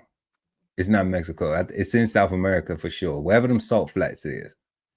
That's where the biggest lithium, because we buy that too, man. We got a little, if it's gonna go green, if it's gonna go green, then we need to own some and I say everybody, man, own what they call natural resources, man. Hell yeah. The shit that's in the ground. We use it in batteries. All the shit is in your remote controls and all that. People buy batteries and shit like that, and whatever it is in your vehicle. Whatever it is that Trump told Zelensky that he was coming over there to get, invest in that. Like whatever natural earth elements they had, whatever that they had. They got a lot of uranium over there. There you go. Yeah, they got a lot of uranium over there in Ukraine. They got uranium over there. Because that's what he said. We coming to get that. So yeah. Lithium is good for schizophrenia. I don't know. Maybe I need to suck on a battery. Put the battery on your tongue. You used to do that when you was a kid. Yeah, get a little buzz. You're like, don't do that shit. Like, do that shit. Do that shit. Yeah. The things we used to do as kids, man. That's how we learned. It's fucking crazy. Another thing I was thinking about while you was talking earlier about part of the desensitization, and I wanted to say, like, it's not just America, right? It is worldwide, because you got those child soldiers, that these kids, like, they literally going from village to village or town to town, snatching up people or snatching up children, killing the men, and raising the young boys to be soldiers, and they get desensitized right away, right? Yeah. And they become soldiers, and and when they turn into adults, they get labeled as monsters. It's tough, man. We have our own version of that here. Yeah. And that's what I'm saying. It's tough. We have our own version of that here. Instead of they doing it for the resources and things like that, to control natural resources. Yeah. But here they doing it off of hip hop music and to control the block and video games. Exactly. So what's the difference? The only difference is what? Because the people who we see and being mostly affected by it look like us. So yeah, that's war. War, a noun. A state of usually open and declared armed hostile conflict between states or nations. 2, a period of such armed conflict. 3, state of war. B, art of science of warfare. C, obsolete. Weapons or equipment for war. Archaic. Soldiers armed and equipment for war. 2. That's archaic. That's archaic. That's what's going on right now. All right. 2, a state of hostility, conflict, or antagonism. That is war. When you antagonizing, you are at war. That's interesting. You are not at peace if you antagonizing. All right. A struggle or competition between opposing forces or for a particular end. All right. Then we have variance, at odds. Then we have at odds right there. So verb, we have war, warred and warring, to be in active or vigorous conflict. Two, to engage in warfare. Then we have as an adverb, worse. We have worse. Yeah, like worse to me. Worse. Yep. And then we have as a verb, ward, warring, and in Scotland, worse, to overcome. Then we hit the thesaurus up to see the synonyms. War is given to us as in hostilities, conflict, battle, and as in to fight. As in hostilities, a state of armed violent struggle between states, nations, or groups. Then we have similar words, synonyms. We have hostilities, a skirmish, warfare, world war, holy war, engagement, action, combat, cold war, battle, hot war, conflict, conflagration, fighting, civil war, police action, limited war. That's in hostilities. Then we have conflict, a lack of agreement or harmony. Conflict, war, discordancy, dispute, dissonance, disunity, dissension, argument, divide, collision, discord, spat, falling out, a run-in, cold war, incongruity, jar, rancor, mix-up, inharmonious, incongruous, strife, friction, dissension, division, infighting, altercation, hostility, fight, contention, disagreement, quarrel, fissure, squabble up. Ain't that how the song goes? Hell yeah. Squabble up, right? They talking about war, be in conflict, you know? That's why we saying fighting ain't the thing to do. Tiff, a row, inconsistency, incompatibility, to scrap, ill will, inconsonance, a myth, inconstance, hassle,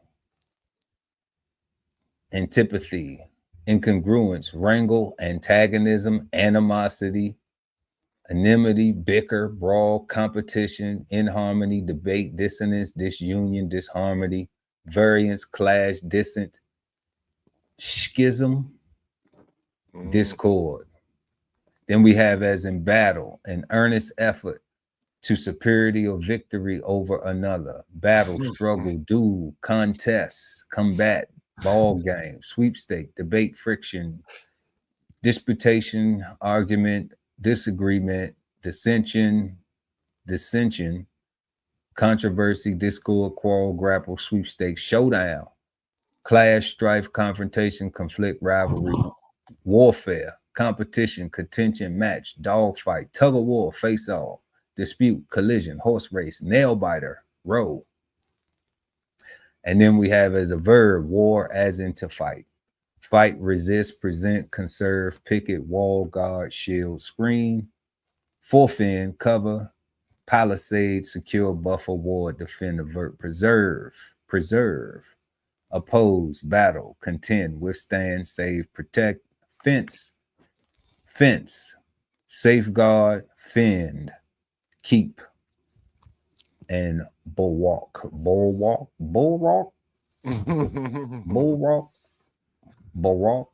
I can't even say that. Sound like my rooster talking shit.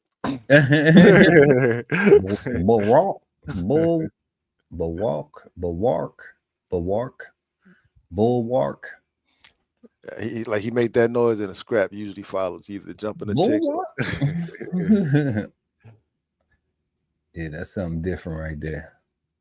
So, war, we have war as in a state of usually open and declared armed hostile conflict between states and nations, a period of such armed conflict, state of war, the art of science warfare, weapons or equipment, soldiers armed and equipped for war, a state of hostility, conflict, or antagonism, a struggle or competition between opposing forces for a particular end. And that's what we got right there on war. I think too is where it gets personal at, and the way you talk about all those, because that antagonism.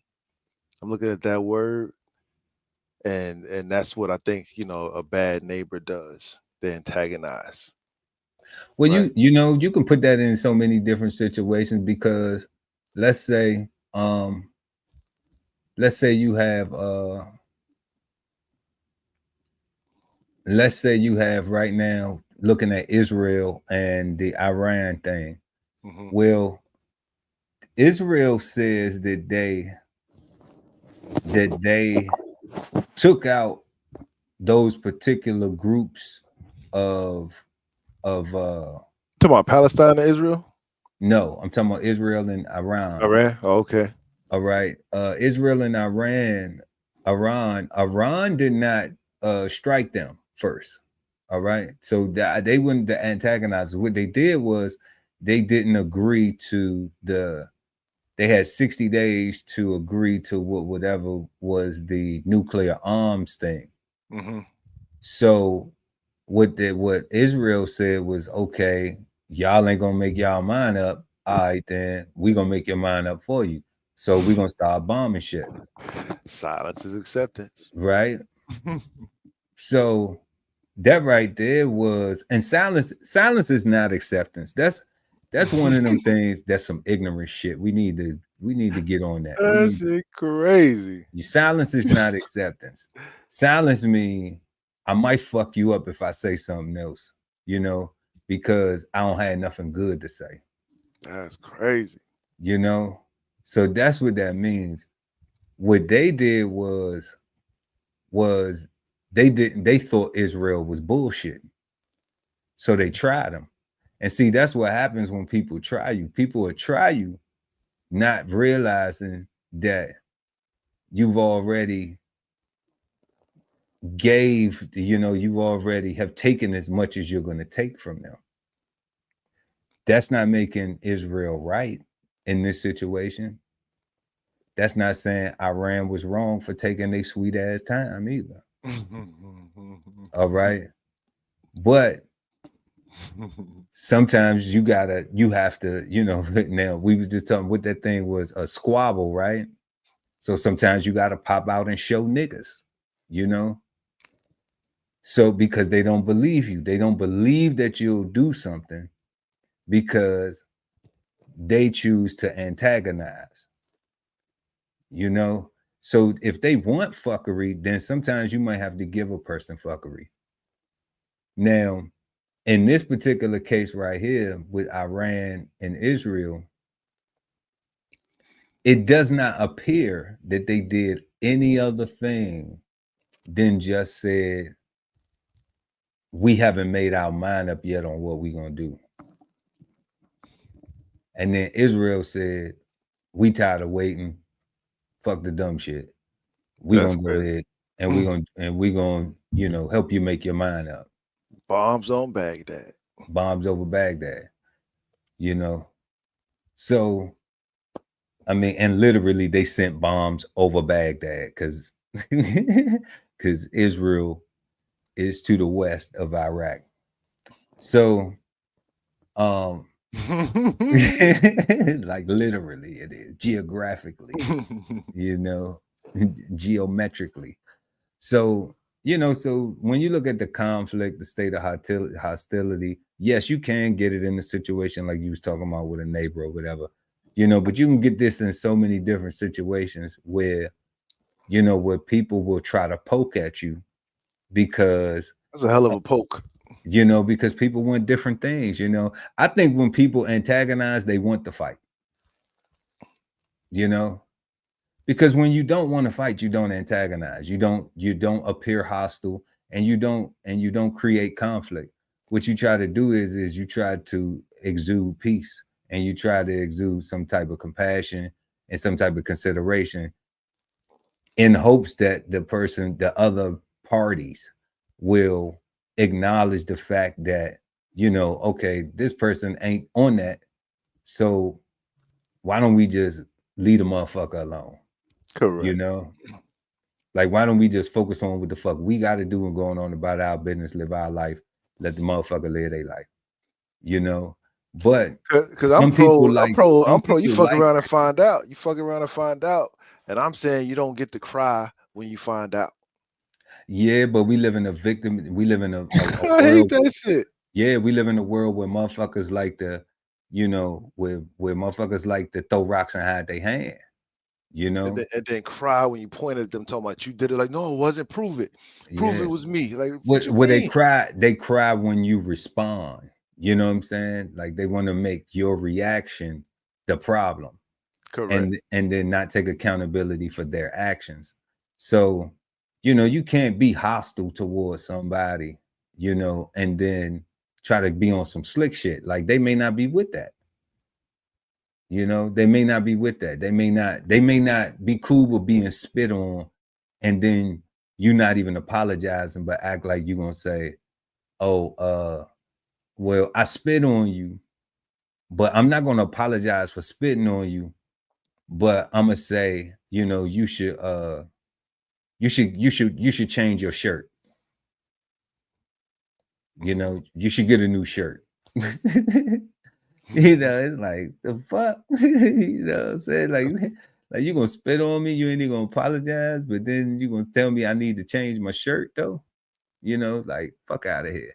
That's You know, tagging out. Yeah, like, like see, you know, and I'm saying like stuff like what you say. People that do that, they want to fight, it and seemed like they want to fight. You know, to me, I agree, right? And I don't understand why everybody else don't agree. Like, why do we accept the victim narrative and mentality for everything? Like, that is like, well, he didn't hit you though. Like, all he did was spit on you and told you to change your shirt. You didn't have to react like that. What you mean? All he did was spit on me and told me to change my shirt. yeah, that's how they make it. Like, you know what I'm saying? Like, that's how they try to make I'm it. like he spit on me, full stop. Right. You know what I'm saying? Like, what else we talk about? You know, Like, so me, on my Casanova 2 times, punching this motherfucker in his mouth and knocking their teeth out, you know what I'm saying, was wrong because I just got spit on. Nah, son. You know? So me getting on my Casanova shit was wrong because I got spit on. Like, and now everybody's like, well, you didn't have to punch their teeth out, right? Well, you didn't have to punch my teeth out. I only spit on you. I only spit on you. You know, and it's like, come on, family. Like, you know what I'm saying? Like, if you gonna hold yourself accountable. Yo, so you say that shit. I just watched this meme. Oh, I don't know if it was a meme or like some. I think everything is staged on social media, and it was these two females that just got into a fight, and the one girl told the other girl, you should probably not go around hitting people, right? Because I wouldn't hit you first. And Shorty was like, nah, but I didn't hit you first. You hit me first. And she was like, nah, you threw something at me. She's like, yeah, but just because I threw it at you don't mean that I hit you. You ain't got to treat me like we're not in the ghetto in the street. And she was like, yeah, the thing that you threw at me hit me. And she was like, yeah, just because I threw it at you and hit you don't mean that you had to hit me. You had to punch me in my mouth. And I'm like, what? Are you not hearing yourself, lady? Like you. Clearly not. Clearly not. Look, Josefa said, turn the upper cheek. Why? So you can get smacked in that one? You know what I'm saying? Because clearly you have a bully on your hands. I'm like, you what? Know That's what I was talking about when just like, like like we moving on, but just like if you apologize for something, you don't keep doing the same shit and then expect for somebody to think that your apology is sincere. How could it be? Like, well, I apologize, but you kept doing the same shit. So what the fuck, like, like, and are you sorry, motherfucker? Like, don't be sorry. You know what I'm saying? Be better. Be better. Stop and be better. You know what I'm saying? Like the sorry is the first time. The sorry is and this with Josie, pity is preferred over empathy. Motherfuckers want you to pity them. That's sad. You know, and that is sad. That does speak to my why we do that victim stuff, because pity is preferred over empathy. That's Yeah. super sad, right? Because nobody want to do something for you, anything for you, unless you're down and out and you really need their help specifically. It's almost like you gotta beg them to help. I'm like, man, you either want to work or you don't want to work. I ain't about to beg nobody to do nothing, man. Because the worst thing in the world to me is to be surrounded by negative energy when I'm trying to do something positive. When all you trying to do is something positive, you know, it's like, and that's why I say, like, sometimes you just have to lead by example, you know, and then if that example ain't good enough, then we'll give you what you want. You know what I'm saying? We're not gonna give you no foolishness, because we ain't gonna jeopardize all the shit that we don't work for, because you're not worth it. You know what I'm saying? Clearly. But, you know what I'm saying? But what we will do though is we will hit your pockets. You know what I'm saying? Since you act like you want to spend the money, then guess what? We'll help you spend it though. You know, I think when we talk about that pity and that empathy, it's one thing missing, that compassion. And that's what I'm saying. Like, having that compassion removes pity and removes empathy. That's why I say, man, consideration is key, right? Because when you have consideration, you have compassion, you have room to pity the pitiable. You know what I'm saying? You can empathize with those who need empathy, right? But you can, but you are always aware of where you need to be to remain safe. Yeah, Because you're also keeping yeah. yourself in mind. Always, Right, so you always. have consideration for the whole entire situation, not just the other person's plight, but also how their plight is going to affect you, just verbally, or even if you decide to take action. But I share everything, you know, possibly that could be shared without sacrificing my own peace in my own space. You know, you tell a person, hey, be aware of this, you know, because this could be harmful, unappreciative. You know, Trying to it's tell me what like to do. it's like, You ain't my damn, daddy. so, you know what I'm saying? But you know what I'm saying? But you're not even on that. You're not even trying to tell nobody what to do. You're like, I don't want to tell nobody what to do that is not my child. You know, Facts. nobody. I don't even tell my wife what to do. You know, I ask, we have a conversation. Babe, can we do this? Babe, is this cool? Babe, do you want to do this? You know? So, like, I don't even tell my wife what to do. All right. That's how adults work, you know? So even when you share things, like, your actions are being exemplified that they aren't hostile, that they aren't of conflict, that they aren't antagonizing, you know? So the only thing to interpret if a person is being that way is that they want war, They want war.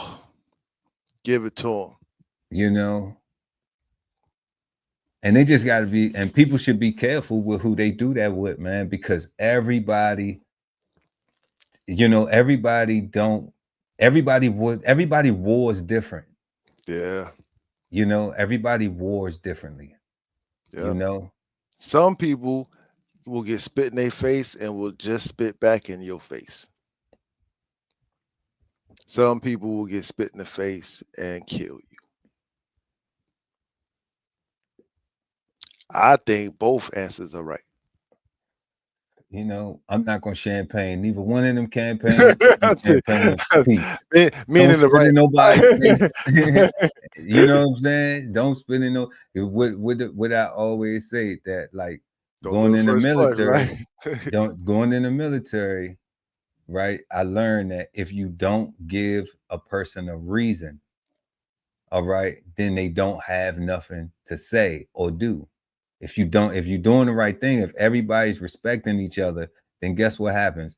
You don't even get a reason to do that. Correct. You know, I can't even, you can't give me, if I don't give you a reason to call the police on me, you ain't got no reason to call the police on me. Correct. if I don't give you a reason to hit me, then you ain't got no reason to hit me.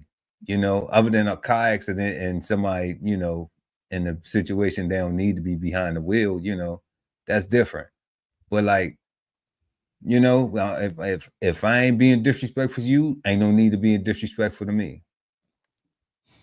Right? It's giving a person a reason. Like if you give somebody the reason, then how the fuck is you a victim? You ain't no fucking victim. You're a participant. You a participant. And that's the accountability that we need to get to that we don't have, right? Which is why we prefer pity, and we have very little empathy and hardly any compassion, and we practice no consideration, right? Because we do not practice accountability. We run from accountability. We're always looking to point the finger and blame somebody else for making us do the things that we wind up doing that turned out negative. If you didn't do that to me, Pearl, I wouldn't have did this. Right? And the reality was, and that's fair. That's fair, son. That's fair because with every action, it's a reaction. It's a reaction. So that's fair. The thing is did I consider what I was doing to you first before I did it? Did I consider how you might act, how you might feel, the consequence of it? And that's the part. Like, did I consider the consequences? Because yeah, Pearl might have did that to me first. Now my response to that action or my reaction, right, is on me. And that's why I said I have to always, part of being perfect is taking accountability for even when you fuck up. I can always break my arm, pat myself on the back for all the good shit I do. We never have a problem with that. Ooh, I did this. Ooh, I won. Ooh, I bought a stock and it went up and I picked right. I was speculating, guessing like I'm on, and it went up and it made some money. Ooh, I made this food and it tasted good. It was outstanding. Blah, blah, blah. Whatever the fuck it is, I put something together. I did. So I grew some tomatoes and they came out perfect. You know, whatever the fuck it is.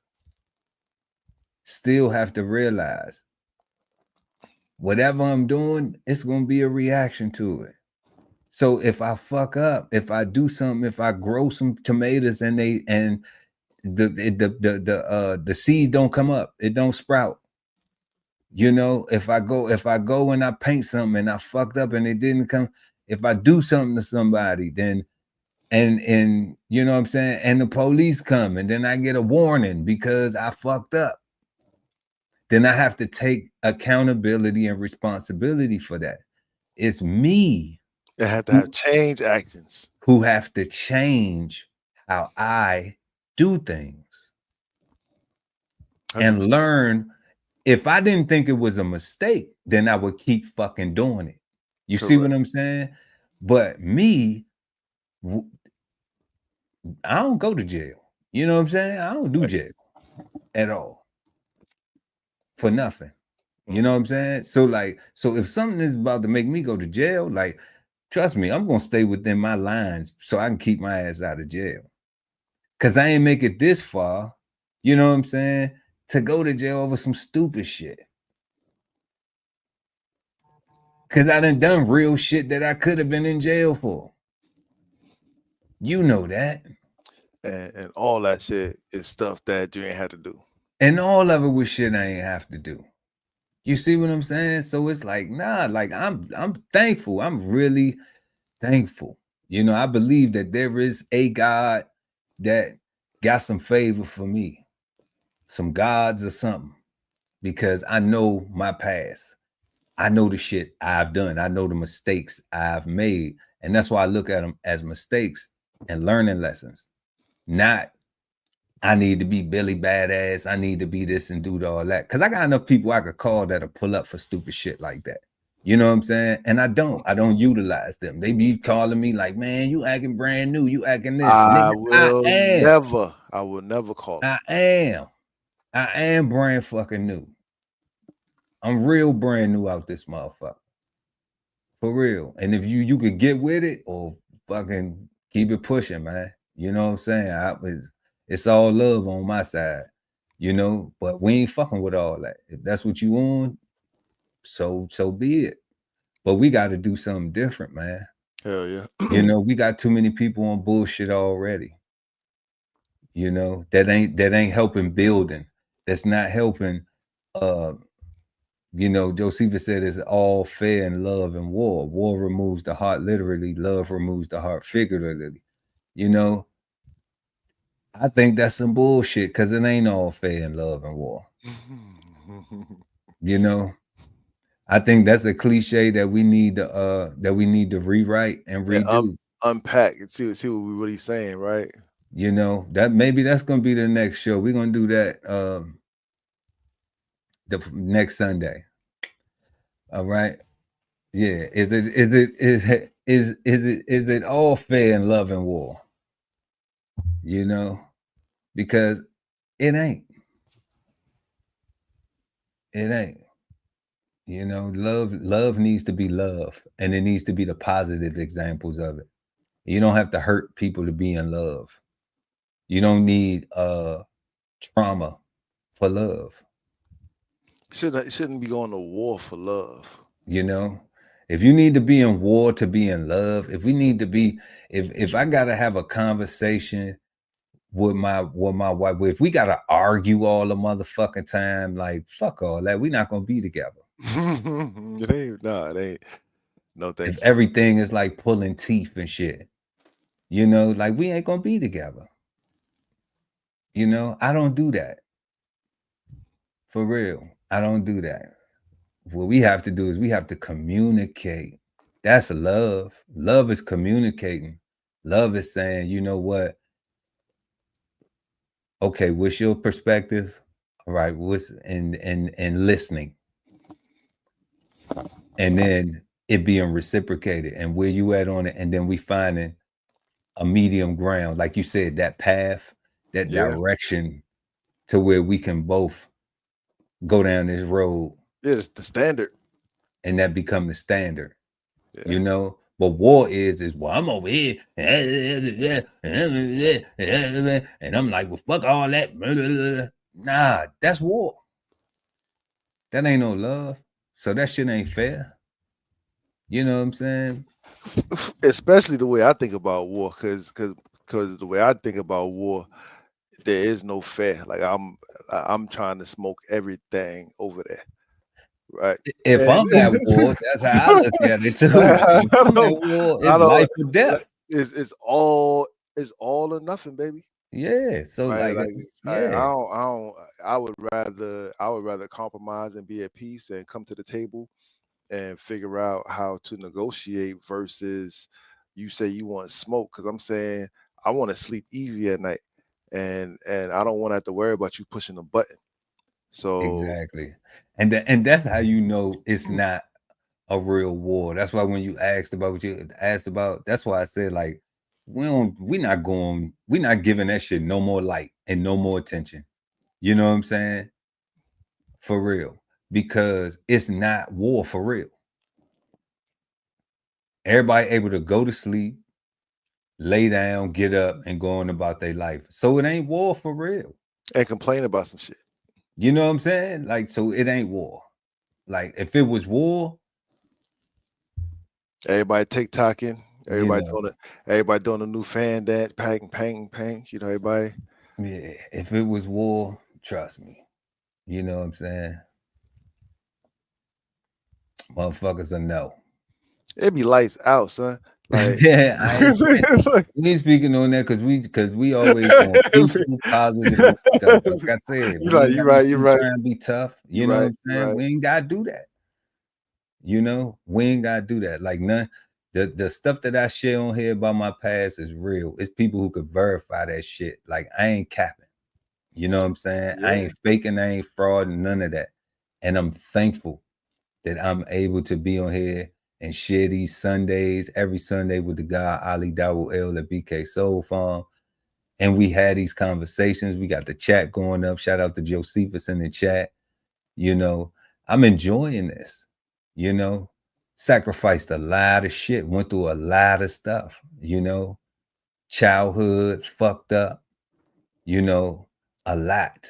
No different from a lot of other young black males, indigenous, FBAs, whatever everybody calling themselves, growing up in America. Okay, yeah. for real. You know, but like you said, it was some people like yourself, like who was sitting there, who was outside, but still was reserved. And then it was some people who was getting involved in shit, who had a hard head. You know what I'm saying? So it had to make a soft ass at certain times. Okay. So I had to get spanked sometimes. So it's not without like, oh, we was just so super nigga slick that we got all the way with her. Nah, it ain't none of that. It's just when I got my spankings, I learned I don't like that shit. I don't want to go through that no more. Not, oh, now I'm gonna get slicker. I'm gonna try to get, you know what I'm saying, and one up and think that nah, man, fuck all that.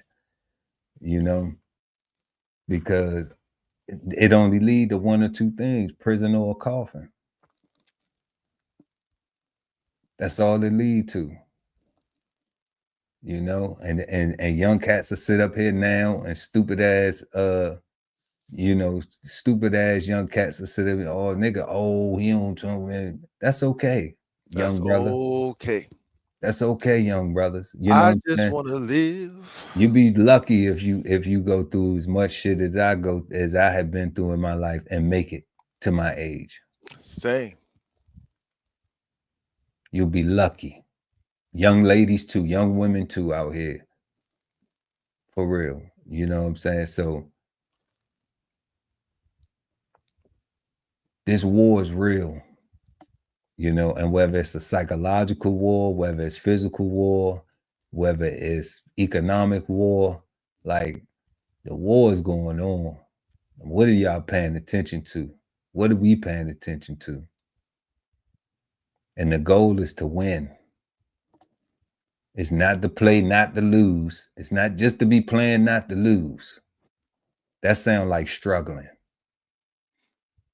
Invest. That don't sound like winning. That sounds like struggling.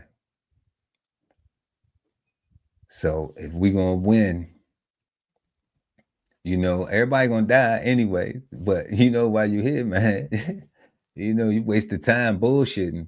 Ain't no getting around it, right? You know, like, it's only your life.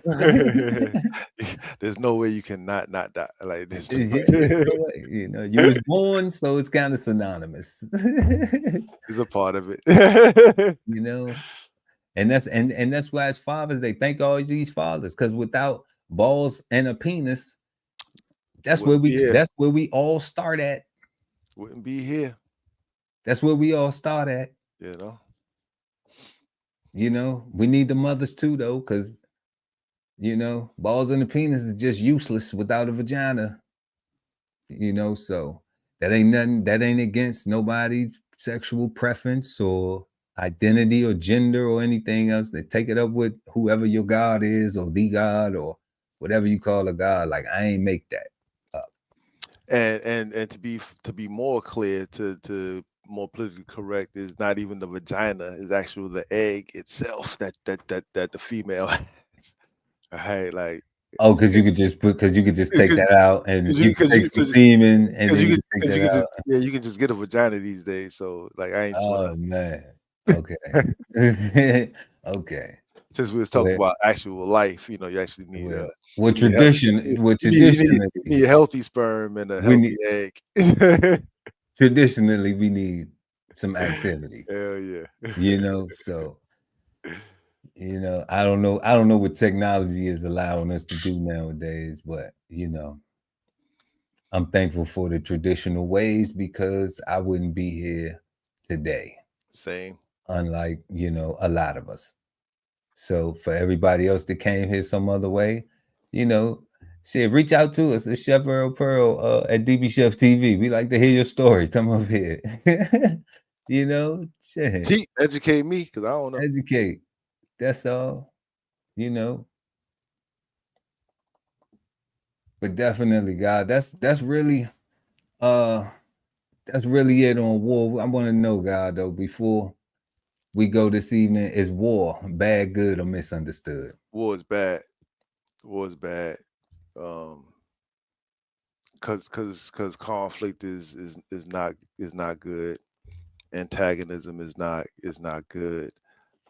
Bully mentality is not good. Uh, Being in a constant state of fear or self-defense is not good.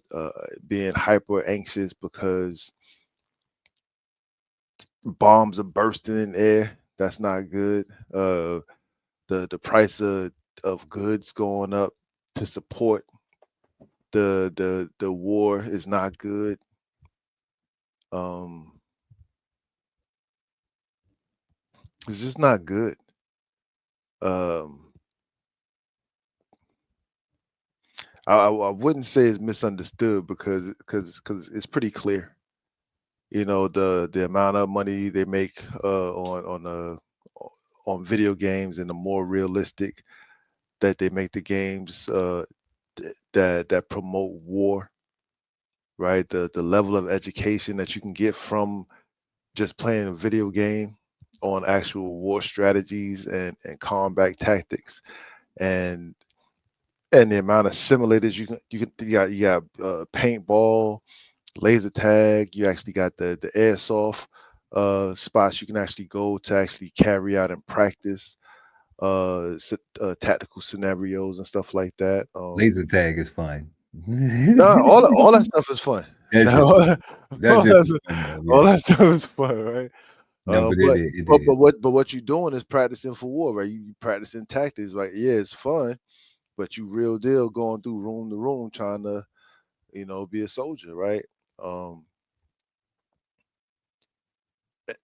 and when you take away the fun aspect and you actually look at that you're actually training, it's like, all right, to have to be in a society or in a situation where you need the training, I think is negative, right? That's not in a place of peace. Like you say, there was a time where you used to not have to lock your front door Yeah, yeah, and go all the way to bed, yeah. or leave your house. Or you could leave your house, yeah. Because you had neighbors who would look out, let you Yeah, know if some people break into your shit or not. You know what I'm saying? Like, oh yeah. my God, that's what that's You just how know, I was raised. Like I was yeah, raised like that. Like you even know though what I'm saying? I was raised like that. So Yeah. so it's not like I'm looking to get something like owe me a favor type shit. You know what I'm Nah, it saying? was It's just just we live here, and yeah, we like, want our neighborhood to be safe, so we are gonna make sure that if somebody come through doing something negative, we will tell. that's right. We gonna tell. We gonna tell, right? We gonna tell. Like, you Right. know, So but we supposed to be calling the police for each other, not on each other. correct. That's what I'm saying. We gonna tell, Yeah.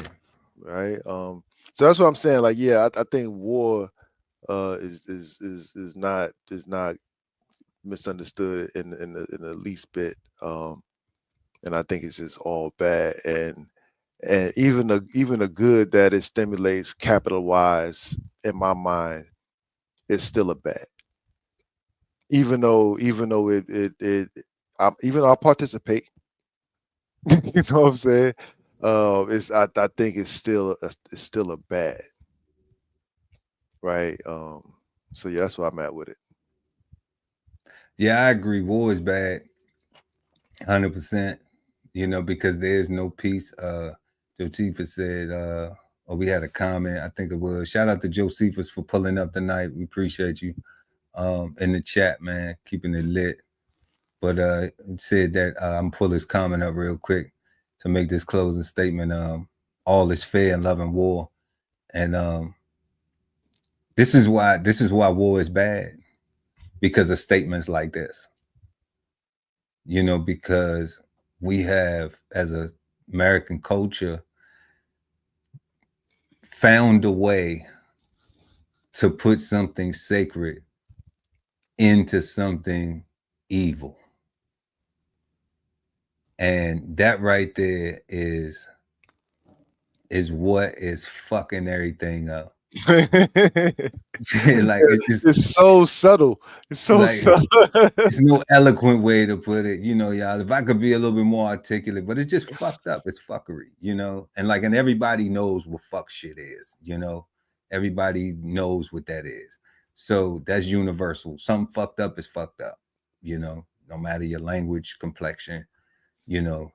So that right there is, you know, that's what makes war bad.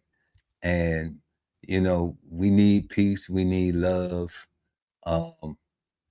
we need communication, you know, and we need consideration. And I think if we had that more so than people looking for war, you know, or looking for what we say antagonism and conflict, looking for that stuff, you know, that more love will be expressed, more consideration, more compassion will be expressed. It will be exemplified. It's hard not to, because your actions are reflective of it.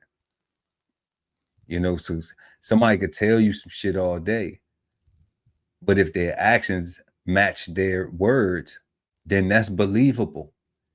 Everybody ain't trying to trick you. Everybody ain't trying to snake you, you know, because they don't have time to do that. They don't have, you know, some people don't desire, and I'll speak for myself, I don't desire to be truthful and loving and compassionate with somebody to turn around and stab them in the back. I don't do that, because I done had the shit done to me. Matter of fact, our shit is, most of the people that I stopped fucking with, the only people that ever fucked me over was people that I trusted. I ain't never had to worry about an enemy, because I ain't never let them get close. Not close enough to hurt you. No. Yeah, you're right. So the only people that ever got close enough to hurt me, to make me feel some type of way, to be upset about some shit, is people that I loved. That's it. That's it. So war is horrible, you know, and I get a lot of people haven't been around. Like, first of all, I tell motherfuckers, you ain't gonna never meet somebody like me ever in your life, because you're gonna think I'm arrogant, you're gonna think I'm cocky, you're gonna think this, that, you're gonna think all these things. But one thing a motherfucker gonna say, he ain't never lied to me, he ain't never did me dirty, he ain't never tried to fuck me over. None of that. Because I don't do that. That just ain't even in my character. As a human being, I wasn't born like that. Okay? So war is bad. And that's what we're gonna leave that at. And we want to thank everybody for tuning in this evening. Make sure to like and share this video. Also subscribe to the channel, hit the notification bell, so when we go live, you never, ever, ever, ever miss an episode of Cigar Sundays Live. We want you all to have a peaceful, positive, and productive start to your week. Happy Father's Day. Once again, we want to thank all them superhero dads out there from everywhere. The dads that wake up 365. Don't never take no days off. Okay? We love y'all. We love what y'all doing. Thank you to those dads. And like we said, have a peaceful, positive, and productive start to your week, y'all. And we'll see y'all next time right here on Cigar Sundays Live. I am DBCHEFTV, always with the God Ali, Dawu El at BK Soul Farm, and we are the Cigarden Panel. Peace, God. Peace, God. This whole publication is all about going from nowhere to somewhere, right? Being able to stand on something so that you can travel in peace, right? So bksoulfarm.com, 1016 160 self-sustainability. Jump on a list and get yourself together, right? Because it is irresponsible to not even know what responsibility means. So get yourself together, food, clothing, and shelter, protection of that, support your interests, and live. Exchange insights Sundays at 8 p.m. East Coast time with the Cigarden Panel. Smoking on words like two big nerds. Hosted by DBCHEFTV and BK Soul Farm at Cigar Sundays on YouTube. Subscribe and hit the notification bell so when they go live, you never miss an episode of Cigar Sundays Live. Sign up for the newsletter and shop merch and clothing at www.dbcheftv.com.